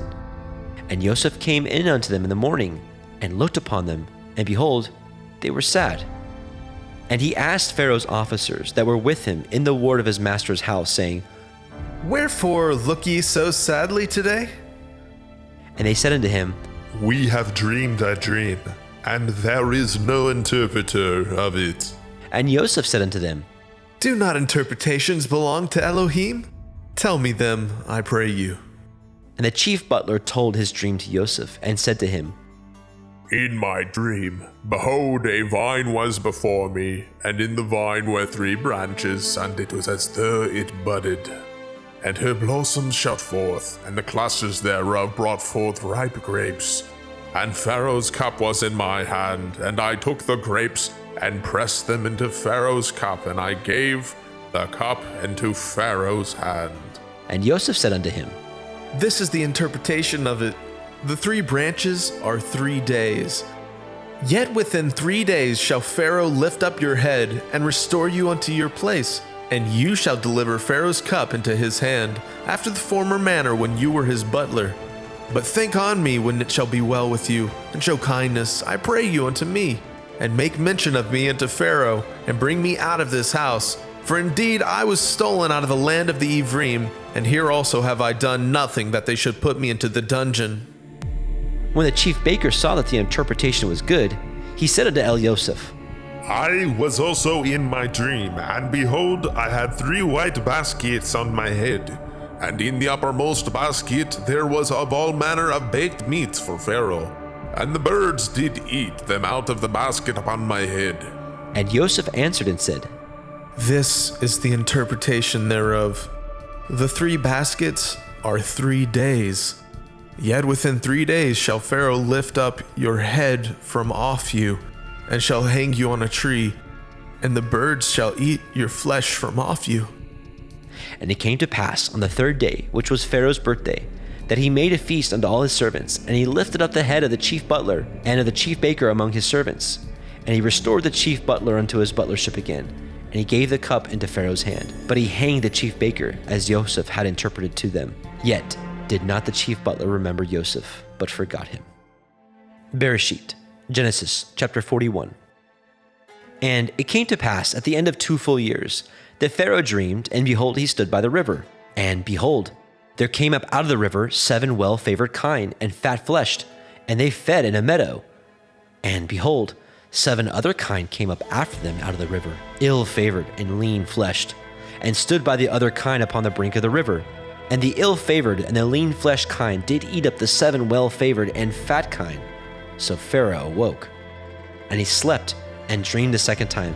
And behold, 7 ears of grain came up upon one stalk, rank and good. And behold, 7 thin ears and blasted with the east wind sprung up after them. And the 7 thin ears devoured the 7 rank and full ears.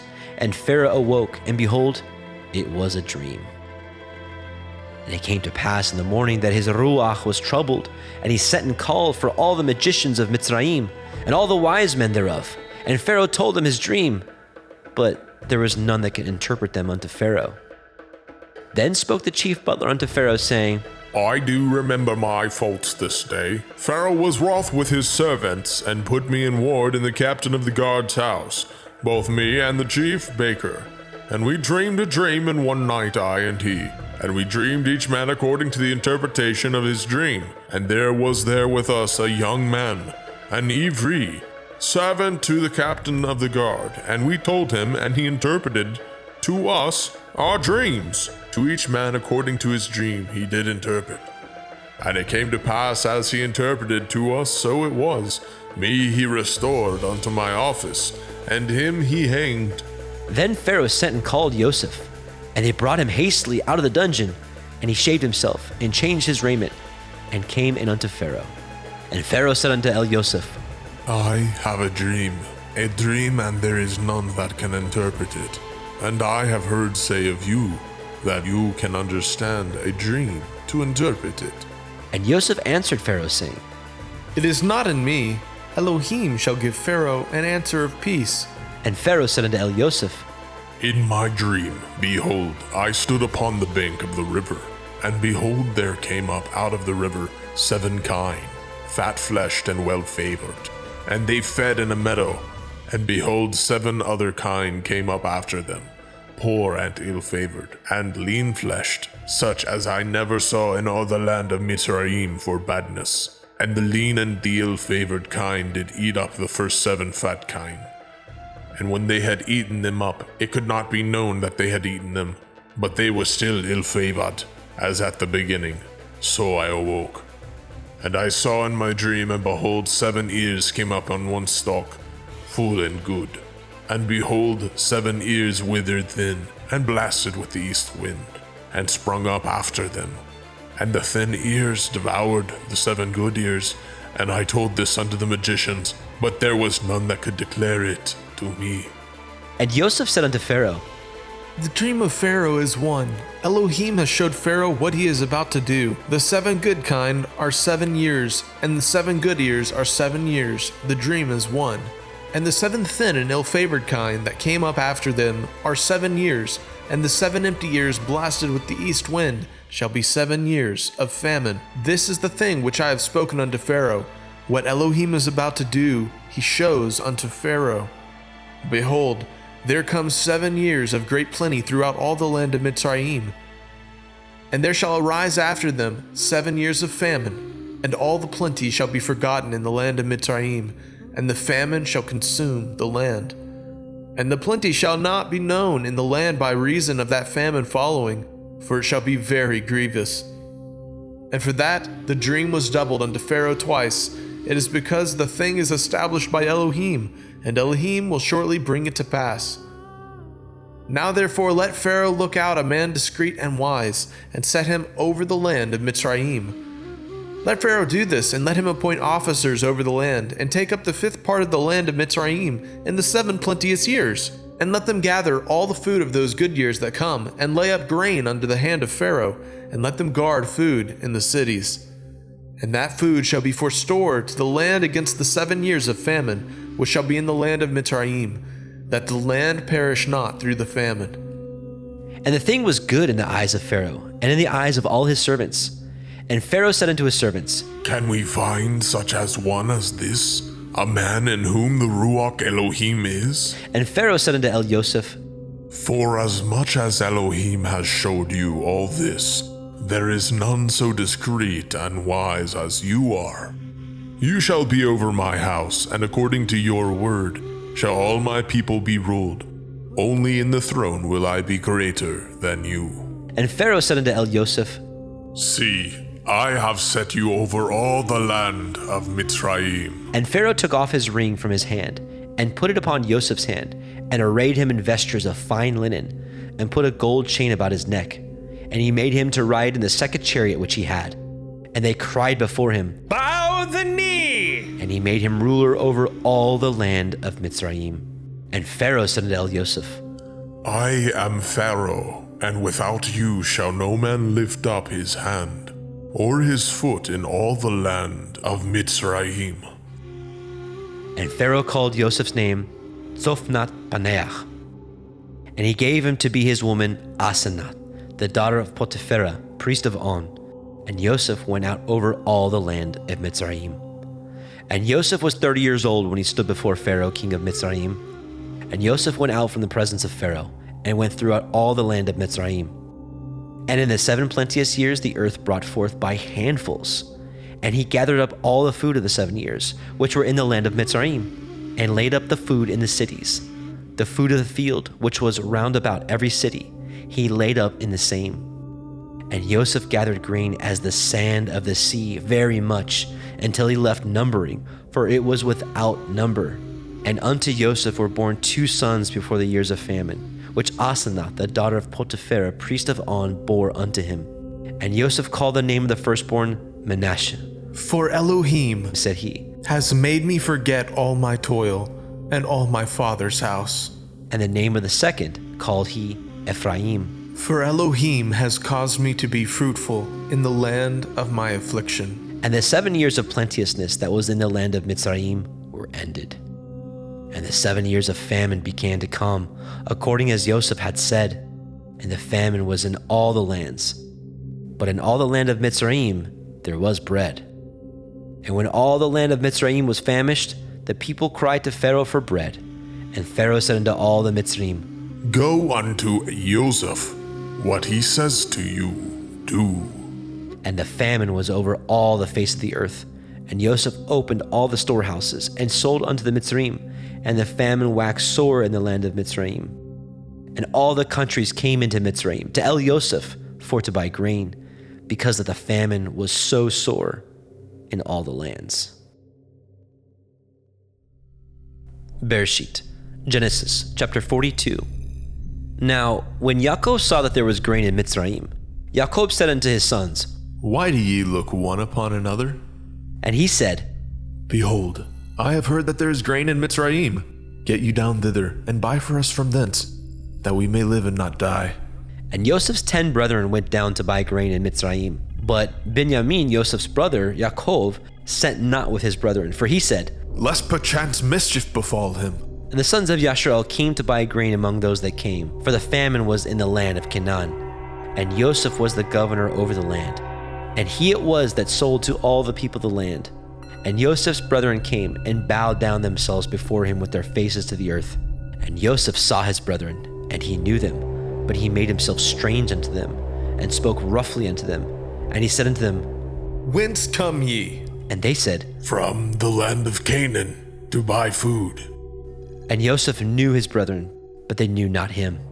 And Joseph remembered the dreams which he dreamed of them, and said unto them, Ye are spies, to see the nakedness of the land ye are come. And they said unto him, Nay, my lord, but to buy food are your servants come. We are all one man's sons. We are true men. Your servants are no spies. And he said unto them, Nay, but to see the nakedness of the land ye are come. And they said, Your servants are 12 brethren, the sons of one man in the land of Canaan, and behold, the youngest is this day with our father, and one is not. And Joseph said unto them, That is that I spoke unto you, saying, Ye are spies. Hereby ye shall be proved. By the life of Pharaoh ye shall not go forth hence, except your youngest brother come hither. Send one of you, and let him fetch your brother. And ye shall be kept in prison, that your words may be proved, whether there be any truth in you. Or else by the life of Pharaoh, surely ye are spies. And he put them all together into ward 3 days.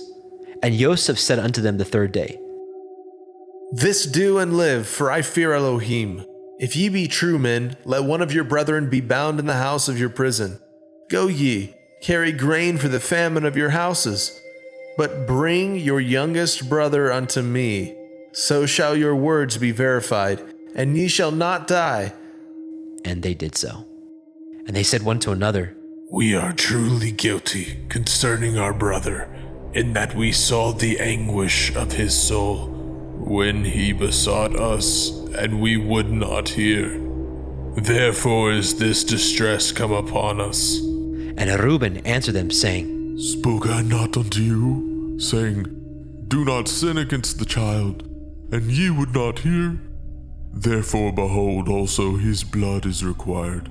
And they knew not that Joseph understood them, for he spoke unto them by an interpreter. And he turned himself about from them and wept, and returned to them again and communed with them, and took from them Shimon and bound him before their eyes. Then Joseph commanded to fill their sacks with grain, and to restore every man's money into a sack, and to give them provision for the way, and thus he did unto them. And he laded their asses with grain, and departed thence. And as one of them opened his sack to give his ass provender in the inn, he espied his money, for behold, it was in the sack's mouth. And he said unto his brethren, My money is restored, and lo, it is even in my sack. And their heart failed them, and they were afraid, saying one to another, What is this that Elohim has done unto us? And they came unto Jacob their father, unto the land of Canaan, and told him all that befell unto them, saying, The man who is the Lord of the land spoke roughly to us, and took us for spies of the country. And we said unto him, We are true men, we are no spies. We be 12 brethren, sons of our father. One is not, and the youngest is this day with our father in the land of Canaan.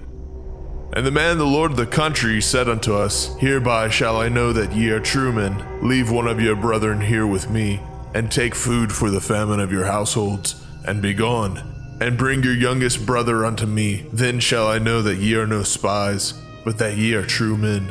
So will I deliver you and your brother, and ye shall traffic in the land. And it came to pass, as they emptied their sacks, that behold, every man's bundle of money was in his sack. And when both they and their father saw the bundles of money, they were afraid. And Jacob their father said unto them, Me have you bereaved of my children. Joseph is not, and Shimon is not, and ye will take Benjamin away. All these things are against me. And Reuben spoke unto his father, saying, Slay my 2 sons, if I bring him not to you. Deliver him into my hand, and I will bring him to you again. And he said, My son shall not go down with you, for his brother is dead, and he is left alone, if mischief befall him by the way in which ye go. Then ye shall bring down my gray hairs with sorrow to Sheol.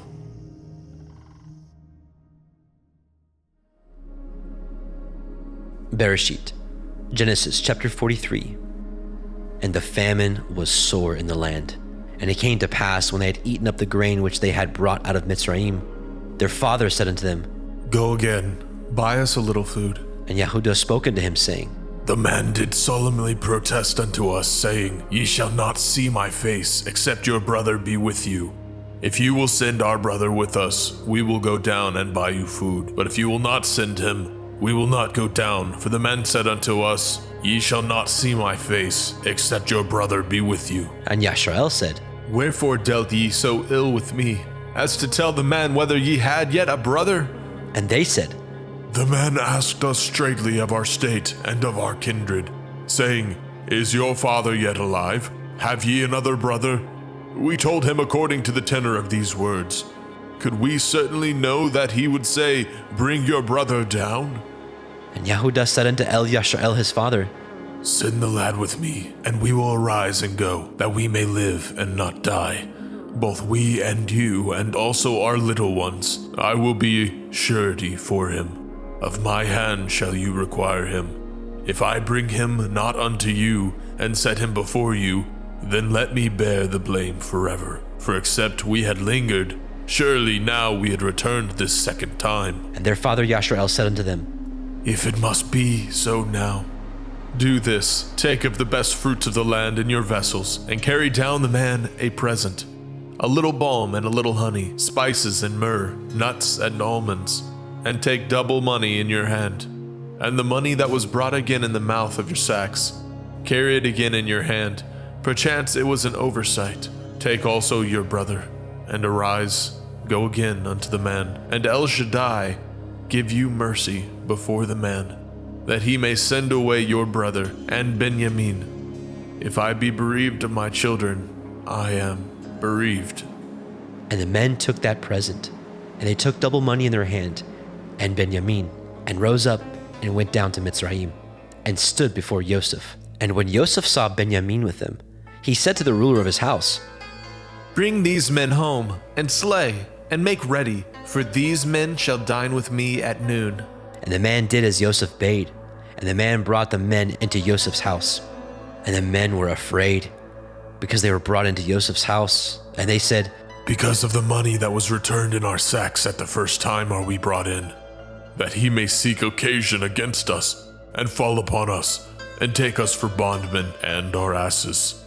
And they came near to the steward of Joseph's house, and they communed with him at the door of the house, and said, O sir, we came indeed down at the first time to buy food, and it came to pass when we came to the inn, that we opened our sacks, and behold, every man's money was in the mouth of his sack, our money in full weight, and we have brought it again in our hand.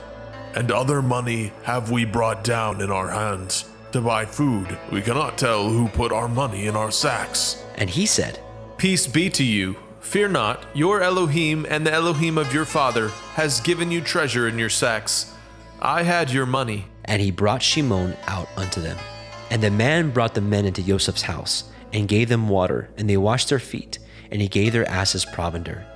And they made ready the present against Joseph came at noon, for they heard that they should eat bread there. And when Joseph came home, they brought him the present which was in their hand into the house, and bowed themselves to him to the earth. And he asked them of their welfare, and said, Is your father well? The old man of whom ye spoke, is he yet alive? And they answered, Your servant's father is in good health. He is yet alive. And they bowed down their heads, and made obeisance. And he lifted up his eyes, and saw his brother Benjamin, his mother's son, and said, Is this your younger brother, of whom ye spoke unto me? And he said, Elohim be gracious unto you, my son. And Joseph made haste, for his heart did yearn upon his brother. And he sought where to weep, and he entered into his chamber, and wept there. And he washed his face, and went out, and refrained himself, and said, Set on bread. And they set on for him by himself, and for them by themselves, and for the Mitzrayim which did eat with him by themselves, because the Mitzrayim might not eat bread with the Ibrim, for that is an abomination unto the Mitzrayim. And they sat before him, the firstborn according to his birthright, and the youngest according to his youth. And the men marveled one at another. And he took and sent messes unto them from before him. But Benjamin's mess was 5 times so much as any of theirs. And they drank and were merry with him. Bereshit, Genesis chapter 44. And he commanded the steward of his house, saying, Fill these men's sacks with food as much as they can carry, and put every man's money in his sack's mouth, and put my cup, the silver cup, in the sack's mouth of the youngest, and his grain money. And he did according to the word that Joseph had spoken. As soon as the morning was light, the men were sent away, and their asses. And when they were gone out of the city, and not yet afar off, Joseph said unto his steward, Up, follow after the men, and when you do overtake them, say unto them, Wherefore have you rewarded evil for good?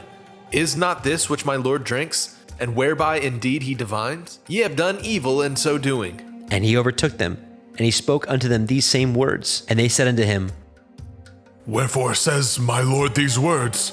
Far be it from your servants should do according to this thing. Behold, the money which we found in our sack's mouth, we brought again unto you out of the land of Canaan. How then should we steal out of your Lord's house silver or gold? With whomsoever your servant it be found, let him die, and we also will be my Lord's bondmen. And he said, Now also let it be according to your words. He with whom it is found shall be my servant, and ye shall be blameless. Then they speedily took down every man his sack to the ground, and opened every man his sack. And he searched, and began at the eldest, and left the youngest, and the cup was found in Benjamin's sack. Then they rent their clothes, and laded every man his ass, and returned to the city. And Yehudah and his brethren came to Joseph's house, for he was yet there, and they fell before him on the ground. And Joseph said unto them, What deed is this that ye have done? Know ye not that such a man as I can certainly divine? And Yehudah said, What shall we say unto my Lord? What shall we speak? Or how shall we clear ourselves? Elohim has found out the iniquity of your servants. Behold, we are my Lord's servants, both we and he also with whom the cup is found. And he said, Far be it that I should do so, but the man in whose hand the cup is found, he shall be my servant. And as for you, get you up in peace unto your father. Then Yehudah came near unto him and said, O my Lord, let your servant, I pray you, speak a word in my Lord's ears, and let not your anger burn against your servant, for you are even as Pharaoh, my Lord, asked his servant, saying, Have ye a father or a brother? And we said unto my Lord, We have a father, an old man, and a child of his old age, a little one, and his brother is dead, and he alone is left of his mother, and his father loves him. And you said unto your servants, Bring him down unto me, that I may set my eyes upon him. And we said unto my Lord, The lad cannot leave his father, for if he should leave his father would die. And you said unto your servants, Except your youngest brother come down with you, ye shall see my face no more. And it came to pass, when we came up unto your servant my father, we told him the words of my Lord. And our father said, Go again and buy us a little food. And we said, We cannot go down. If our youngest brother be with us, then will we go down, for we may not see the man's face, except our youngest brother be with us. And your servant my father said unto us, Ye know that my woman bore me 2 sons, and the one went out from me. And I said, Surely he is torn in pieces, and I saw him not since. And if ye take this also from me, and mischief befall him, ye shall bring down my gray hairs with sorrow to Sheol. Now therefore, when I come to your servant my father, and the lad be not with us, seeing that his life is bound up in the lad's life, it shall come to pass, when he sees that the lad is not with us, that he will die. And your servant shall bring down the gray hairs of your servant our father with sorrow to Sheol. For your servant became surety for the lad unto my father, saying, If I bring him not unto you, then I shall bear the blame to my father forever. Now therefore I pray you, let your servant abide, instead of the lad, a bondman to my Lord, and let the lad go up with his brethren. For how shall I go up to my father, and the lad be not with me, lest perchance I see the evil that shall come on my father?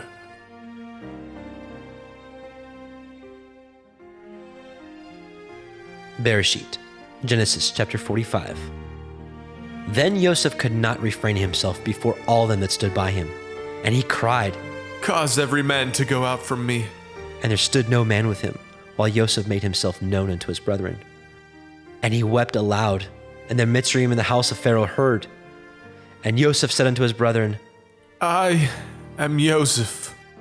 Does my father yet live? And his brethren could not answer him, for they were troubled at his presence.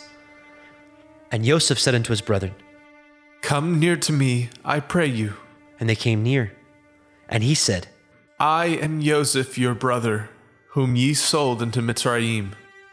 Now therefore be not grieved, nor angry with yourselves that ye sold me hither, for Elohim did send me before you to preserve life. For these 2 years has the famine been in the land, and yet there are 5 years in which there shall neither be earing or harvest. And Elohim sent me before you to preserve you a posterity in the earth, and to save your lives by a great deliverance. So now it was not you that sent me hither, but Elohim. And he has made me a father to Pharaoh, and lord of all his house, a ruler throughout all the land of Mitzrayim. Haste ye, and go up to my father, and say unto him, Thus says your son Joseph, Elohim has made me lord of all Mitzrayim. Come down unto me, tarry not, and you shall dwell in the land of Goshen, and you shall be near unto me, you and your children, and your children's children, and your flocks, and your herds, and all that you have. And there will I nourish you, for yet there are 5 years of famine, lest you and your household and all that you have come to poverty. And behold, your eyes see, and the eyes of my brother Benjamin, that it is my mouth that speaks unto you. And ye shall tell my father all my glory in Mitzrayim, and all that ye have seen, and ye shall haste and bring down my father hither. And he fell upon his brother Benjamin's neck and wept. And Benjamin wept upon his neck. Moreover, he kissed all his brethren and wept upon them. And after that, his brethren talked with him. And the fame thereof was heard in Pharaoh's house, saying, Joseph's brethren are come. And it pleased Pharaoh well, and his servants. And Pharaoh said unto Joseph, Say unto your brethren, This do ye, lade your beasts, and go, get you unto the land of Canaan, and take your father and your households, and come unto me, and I will give you the good of the land of Mitzrayim, and ye shall eat the fat of the land. Now you are commanded, this do ye, take you wagons out of the land of Mitzrayim for your little ones, and for your women, and bring your father, and come. Also regard not your stuff, for the good of all the land of Mitzrayim is yours. And the children of Yashrael did so. And Joseph gave them wagons according to the commandment of Pharaoh, and gave them provision for the way. To all of them he gave each man changes of raiment, but to Benjamin he gave 300 pieces of silver and 5 changes of raiment. And to his father he sent after this manner, 10 asses laden with the good things of Mitzrayim, and 10 she-asses laden with grain and bread and meat for his father by the way. So he sent his brethren away, and they departed. And he said unto them, See that ye fall not out by the way. And they went up out of Mitzrayim, and came into the land of Canaan unto Jacob their father, and told him, saying, Joseph is yet alive, and he is governor over all the land of Mitzrayim. And Jacob's heart fainted, for he believed them not. And they told him all the words of Joseph which he had said unto them. And when he saw the wagons which Joseph had sent to carry him, the ruach of Jacob their father revived. And Yashrael said, It is enough. Joseph my son is yet alive. I will go and see him before I die.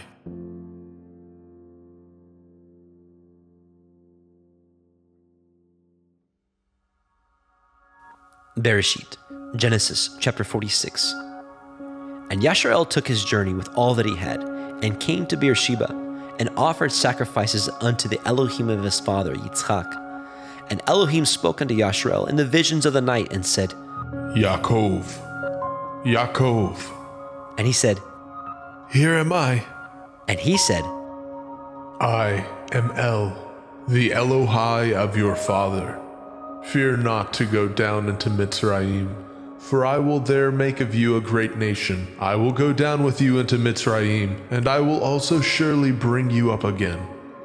And Joseph shall put his hand upon your eyes. And Jacob rose up from Beersheba, and the sons of Yashrael carried Jacob their father, and their little ones, and their women, in the wagons which Pharaoh had sent to carry him. And they took their cattle and their goods which they had gotten in the land of Canaan, and came in unto Mitzrayim, Jacob and all his seed with him, his sons and his sons' sons with him, his daughters and his sons' daughters, and all his seed brought he with him into Mitzrayim. And these are the names of the children of Yashrael, which came into Mitzrayim: Jacob and his sons, Reuben, Jacob's firstborn, and the sons of Reuben, Hanok and Palu and Chetzron and Carmi, and the sons of Shimon, Yemuel and Yamin and Ohad and Yakin and Sochar and Shaul, the son of the Canaanite woman, and the sons of Levi, Gershon, Kohath and Merari, and the sons of Yehudah, and Onan and Shelach and Peretz and Zerach. But and Onan died in the land of Canaan. And the sons of Peretz were Chetzron and Chamul. And the sons of Yisachar, Tola and Pua and Yob and Shimron. And the sons of Zebulun, Sered, Elon, and Yachleel. These be the sons of Leah, which she bore unto Jacob in Padan Aram, with his daughter Dinah. All the souls of his sons and his daughters were 33. And the sons of Gad, Tziphon, and Haggai, and Shunai, and Etzbon, and Eri, and Arodai, and Arelai. And the sons of Asher, Yimna, Yishva, Yishbai, Beria, and Serach their sister. And the sons of Beria, Heber, Malkiel. These are the sons of Zilpah, whom Laban gave to Leah his daughter. And these she bore unto Jacob, even 16 souls. The sons of Rachel, Jacob's woman, Joseph, and Benjamin. And unto Joseph in the land of Mitzrayim were born Manasseh and Ephraim, which Asenath, the daughter of Potiphera, priest of On, bore unto him. And the sons of Benjamin were Bela, and Becher, and Ashbel, and Gera, and Naaman, and Echai, and Rosh, and Mupim, and Chupim, and Ard. These are the sons of Rachel, which were born unto Jacob. All the souls were 14. And the sons of Dan, Hushim. And the sons of Naphtali, Yachzeel, Gunai, Yetzer, and Shilem. These are the sons of Bilhah, which Laban gave unto Rachel his daughter. And she bore these unto Jacob. All the souls were 7. All the souls that came with Jacob into Mitzrayim, which came out of his loins, besides Jacob's sons' women, all the souls were 66. And the sons of Joseph, which were born him in Mitzrayim, were 2 souls. All the souls of the house of Jacob, which came into Mitzrayim, were 70. And he sent Yehudah before him unto El Yosef, to direct his face unto Goshen. And they came into the land of Goshen. And Yosef made ready his chariot, and went up to meet Yashrael his father, to Goshen, and presented himself unto him. And he fell on his neck, and wept on his neck a good while. And Yashrael said unto El Yosef, Now let me die, since I have seen your face, because you are yet alive. And Yosef said unto his brethren, and unto his father's house, I will go up and show Pharaoh, and say unto him, My brethren and my father's house, which were in the land of Canaan, are come unto me, and the men are shepherds, for their trade has been to feed cattle, and they have brought their flocks and their herds, and all that they have. And it shall come to pass, when Pharaoh shall call you, and say, What is your occupation? That ye shall say, Your servant's trade has been about cattle from our youth, even until now, both we and also our fathers, that ye may dwell in the land of Goshen, for every shepherd is an abomination unto the Mitzrayim. Bereshit, Genesis, chapter 47. Then Yosef came and told Pharaoh and said, My father and my brethren, and their flocks, and their herds, and all that they have, are come out of the land of Canaan. And behold, they are in the land of Goshen. And he took some of his brethren, even 5 men, and presented them unto Pharaoh. And Pharaoh said unto his brethren, What is your occupation? And they said unto Pharaoh, Your servants are shepherds, both we and also our fathers. They said moreover unto Pharaoh, For to sojourn in the land are we come, for your servants have no pasture for their flocks, for the famine is sore in the land of Canaan. Now therefore we pray you, let your servants dwell in the land of Goshen. And Pharaoh spoke unto El Yosef, saying, Your father and your brethren are come unto you. The land of Mitzrayim is before you. In the best of the land make your father and your brethren to dwell. In the land of Goshen let them dwell. And if you know any men of activity among them, then make them rulers over my cattle. And Yosef brought in Yaakov his father, and set him before Pharaoh. And Yaakov blessed Pharaoh. And Pharaoh said unto El Yaakov, How old are you? And Yaakov said unto Pharaoh, The days of the years of my pilgrimage are 130 years. Few and evil have the days of the years of my life been, and have not attained unto the days of the years of the life of my fathers in the days of their pilgrimage. And Yaakov blessed Pharaoh, and went out from before Pharaoh. And Yosef placed his father and his brethren, and gave them a possession in the land of Mitzrayim, in the best of the land, in the land of Ramesses, as Pharaoh had commanded. And Yosef nourished his father and his brethren and all his father's household with bread according to their families. And there was no bread in all the land, for the famine was very sore, so that the land of Mitzrayim and all the land of Canaan fainted by reason of the famine. And Yosef gathered up all the money that was found in the land of Mitzrayim, and in the land of Canaan, for the grain which they bought. And Joseph brought the money into Pharaoh's house. And when the money failed in the land of Mitzrayim and in the land of Canaan, all the Mitzrayim came unto Joseph and said, Give us bread, for why should we die in your presence? For the money fails. And Joseph said, Give your cattle, and I will give you for your cattle, if money fail. And they brought their cattle unto Joseph. And Joseph gave them bread in exchange for horses, and for the flocks, and for the cattle of the herds, and for the asses. And he fed them with bread for all their cattle for that year. When that year was ended, they came unto him the second year, and said unto him, We will not hide it from my lord, how that our money is spent. My lord also has our herds of cattle. There is not aught left in the sight of my lord, but our bodies and our lands. Wherefore shall we die before your eyes, both we and our land? Buy us and our land for bread, and we and our land will be servants unto Pharaoh. And give us seed, that we may live and not die, and the land be not desolate. And Joseph bought all the land of Mitzrayim for Pharaoh. For the Mitzrayim sold every man his field.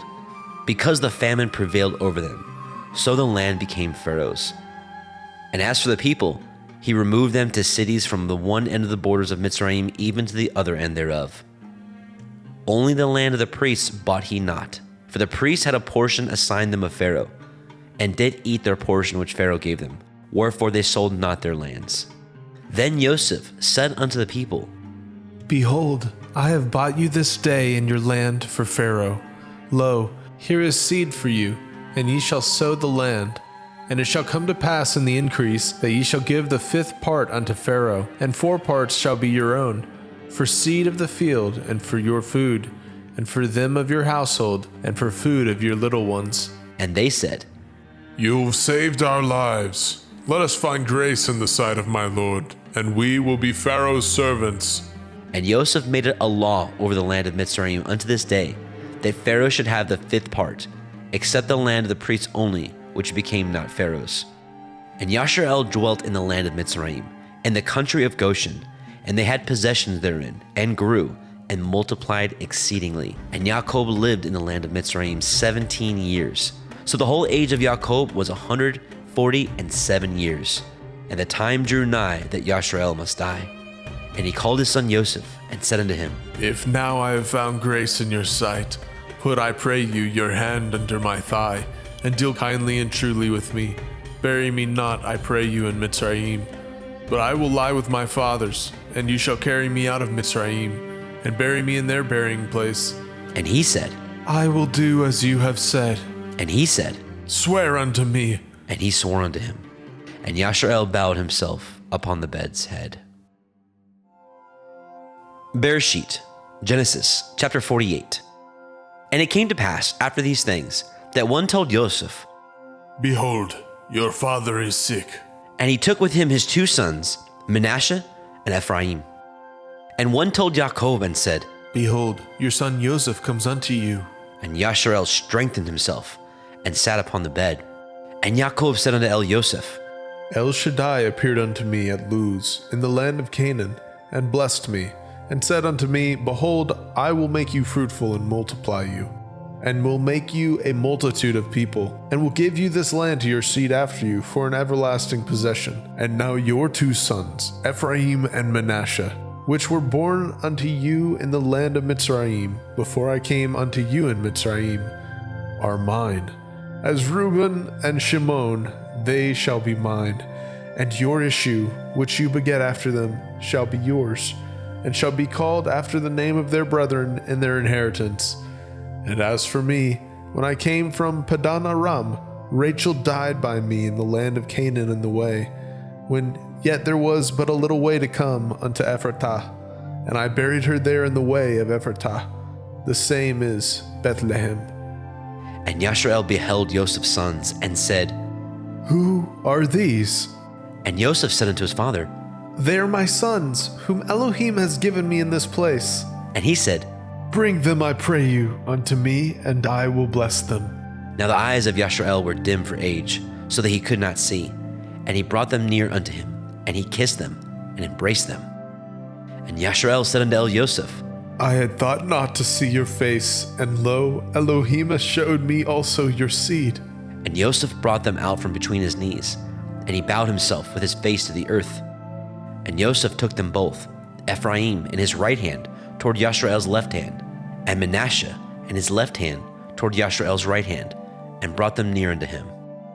And Yashrael stretched out his right hand, and laid it upon Ephraim's head, who was the younger, and his left hand upon Manasseh's head, guiding his hands wittingly, for Manasseh was the firstborn. And he blessed Joseph, and said, Elohim, before whom my fathers Abraham and Yitzhak did walk, the Elohim which fed me all my life long unto this day, the angel which redeemed me from all evil, bless the lads, and let my name be named on them, and the name of my fathers Abraham and Yitzhak, and let them grow into a multitude in the midst of the earth. And when Joseph saw that his father laid his right hand upon the head of Ephraim, it displeased him. And he held up his father's hand to remove it from Ephraim's head unto Manasseh's head. And Joseph said unto his father, Not so, my father. This is the firstborn. Put your right hand upon his head. And his father refused and said, I know it, my son, I know it. He also shall become a people, and he also shall be great. But truly his younger brother shall be greater than he, and his seed shall become a multitude of nations. And he blessed them that day, saying, In you shall Yasharel bless, saying, Elohim make you as Ephraim and as Manasseh. And he set Ephraim before Manasseh. And Yashrael said unto Elioseph, Behold, I die, but Elohim shall be with you, and bring you again unto the land of your fathers. Moreover, I have given to you one portion above your brethren, which I took out of the hand of the Amorite, with my sword and with my bow. Bereshit, Genesis chapter 49. And Jacob called unto his sons, and said, Gather yourselves together, that I may tell you that which shall befall you in the last days. Gather yourselves together, and hear, ye sons of Yaakov, and hearken unto El Yasharel, your father. Reuben, you are my firstborn, my might, and the beginning of my strength, the excellency of dignity, and the excellency of power. Unstable as water, you shall not excel, because you went up to your father's bed, then defiled it. He went up to my couch. Shimon and Levi are brethren. Instruments of cruelty are in their habitations. O my soul, come not into their secret. Unto their assembly my honor be not united. For in their anger they slew a man, and in their self-will they dug down a wall. Cursed be their anger, for it was fierce, and their wrath, for it was cruel. I will divide them in Yaakov, and scatter them in Yasharel. Yehuda, you are he whom your brethren shall praise. Your hand shall be in the neck of your enemies. Your father's children shall bow down before you. Yehuda is a lion's whelp from the prey. My son, you are gone up. He stooped down. He couched as a lion, and as an old lion, who shall rouse him up? The scepter shall not depart from Yehuda, nor a Torah giver from between his feet, until Shiloh come. And unto him shall the gathering of the people be, binding his foal into the vine, and his ass's colt unto the choice vine. He washed his garments in wine, and his clothes in the blood of grapes. His eyes shall be red with wine, and his teeth white with milk. Zebulun shall dwell at the haven of the sea. He shall be for a haven of ships, and his border shall be unto Sidon. Issachar is a strong ass, couching down between two burdens.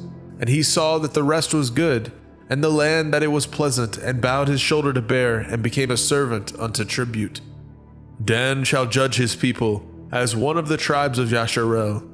Dan shall be a serpent by the way, an adder in the path, that bites the horse heels, so that his rider shall fall backward. I have waited for your Yeshua, O Yahuwah.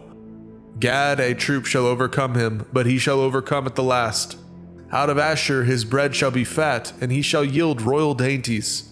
Naphtali is a hind let loose. He gives goodly words.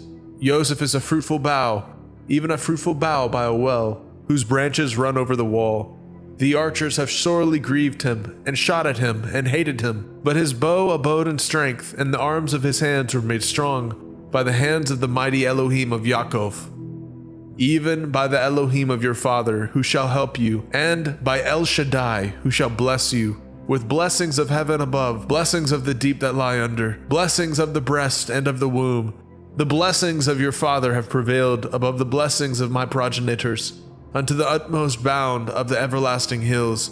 They shall be on the head of Joseph, and on the crown of the head of him that was separated from his brethren. Benjamin shall raven as a wolf. In the morning he shall devour the prey, and at night he shall divide the spoil. All these are the 12 tribes of Yashrael, and this is it that their father spoke unto them, and blessed them, every one according to his blessing he blessed them. And he charged them, and said unto them, I am to be gathered unto my people. Bury me with my fathers in the cave that is in the field of Ephron the Hittite, in the cave that is in the field of Machpelah, which is before Mamre, in the land of Canaan, which Abraham bought with the field of Ephron the Hittite for a possession of a burying place. There they buried Abraham and Sarah his woman. There they buried Yitzhak and Rivkah his woman. And there I buried Leah. The purchase of the field and of the cave that is therein was from the children of Heth. And when Yaakov had made an end of commanding his sons, he gathered up his feet into the bed, and yielded up his ruach, and was gathered unto his people. Bereshit, Genesis chapter 50. And Joseph fell upon his father's face, and wept upon him, and kissed him. And Joseph commanded his servants, the physicians, to embalm his father. And the physicians embalmed Yashrael. And 40 days were fulfilled for him, for so are fulfilled the days of those which are embalmed. And the Mitzrayim mourned for him 70 days. And when the days of his mourning were past, Joseph spoke unto the house of Pharaoh, saying, If now I have found grace in your eyes, speak, I pray you, in the ears of Pharaoh, saying, My father made me swear, saying, Lo, I die. In my grave, which I have dug for me in the land of Canaan, there shall you bury me. Now therefore let me go up, I pray you, and bury my father, and I will come again. And Pharaoh said, Go up, bury your father, according as he made you swear. And Joseph went up to bury his father, and with him went up all the servants of Pharaoh, the elders of his house, and all the elders of the land of Mitzrayim, and all the house of Joseph and his brethren, and his father's house. Only their little ones, and their flocks, and their herds they left in the land of Goshen. And there went up with him both chariots and horsemen, and it was a very great company. And they came to the threshing floor of Atad, which is beyond the Yarden. And there they mourned with a great and very sore lamentation. And he made a mourning for his father 7 days. And when the inhabitants of the land, the Canaanim, saw the mourning in the floor of Atad, they said, This is a grievous mourning to the Mitzrayim. Wherefore, the name of it was called Abel Mitzrayim, which is beyond the Yarden. And his sons did unto him according as he commanded them. For his sons carried him into the land of Canaan, and buried him in the cave of the field of Machpelah, which Abraham bought with the field for a possession of a burying place of Ephron the Hittite, before Mamre. And Joseph returned into Mitzrayim, he and his brethren, and all that went up with him to bury his father, after he had buried his father. And when Joseph's brethren saw that their father was dead, they said, Joseph will perchance hate us, and will certainly requite us with all the evil which we did unto him. And they sent a messenger unto Joseph, saying, Your father did command before he died, saying, So shall ye say unto Joseph, Forgive, I pray you now, the transgression of your brethren, and their sin, for they did unto you evil. And now we pray you, forgive the transgression of the servants of the Elohai of your father. And Joseph wept when they spoke unto him. And his brethren also went and fell down before his face, and they said, Behold, we be your servants. And Joseph said unto them, Fear not, for am I in the place of Elohim? But as for you, ye thought evil against me, but Elohim meant it unto good, to bring to pass, as it is this day, to save much people alive. Now therefore fear ye not, I will nourish you and your little ones. And he comforted them and spoke kindly unto them. And Joseph dwelt in Mitzrayim, he and his father's house. And Joseph lived 110 years. And Joseph saw Ephraim's children of the 3rd generation. The children also of Machir the son of Manasseh were brought up upon Joseph's knees. And Joseph said unto his brethren, I die, and Elohim will surely visit you, and bring you out of this land unto the land which he swore to Abraham, to Yitzhak, and to Yaakov. And Joseph took an oath of the children of Yashrael, saying, Elohim will surely visit you, and ye shall carry up my bones from hence. So Joseph died, being 110 years old, and they embalmed him. and he was put in a coffin in Mitzrayim.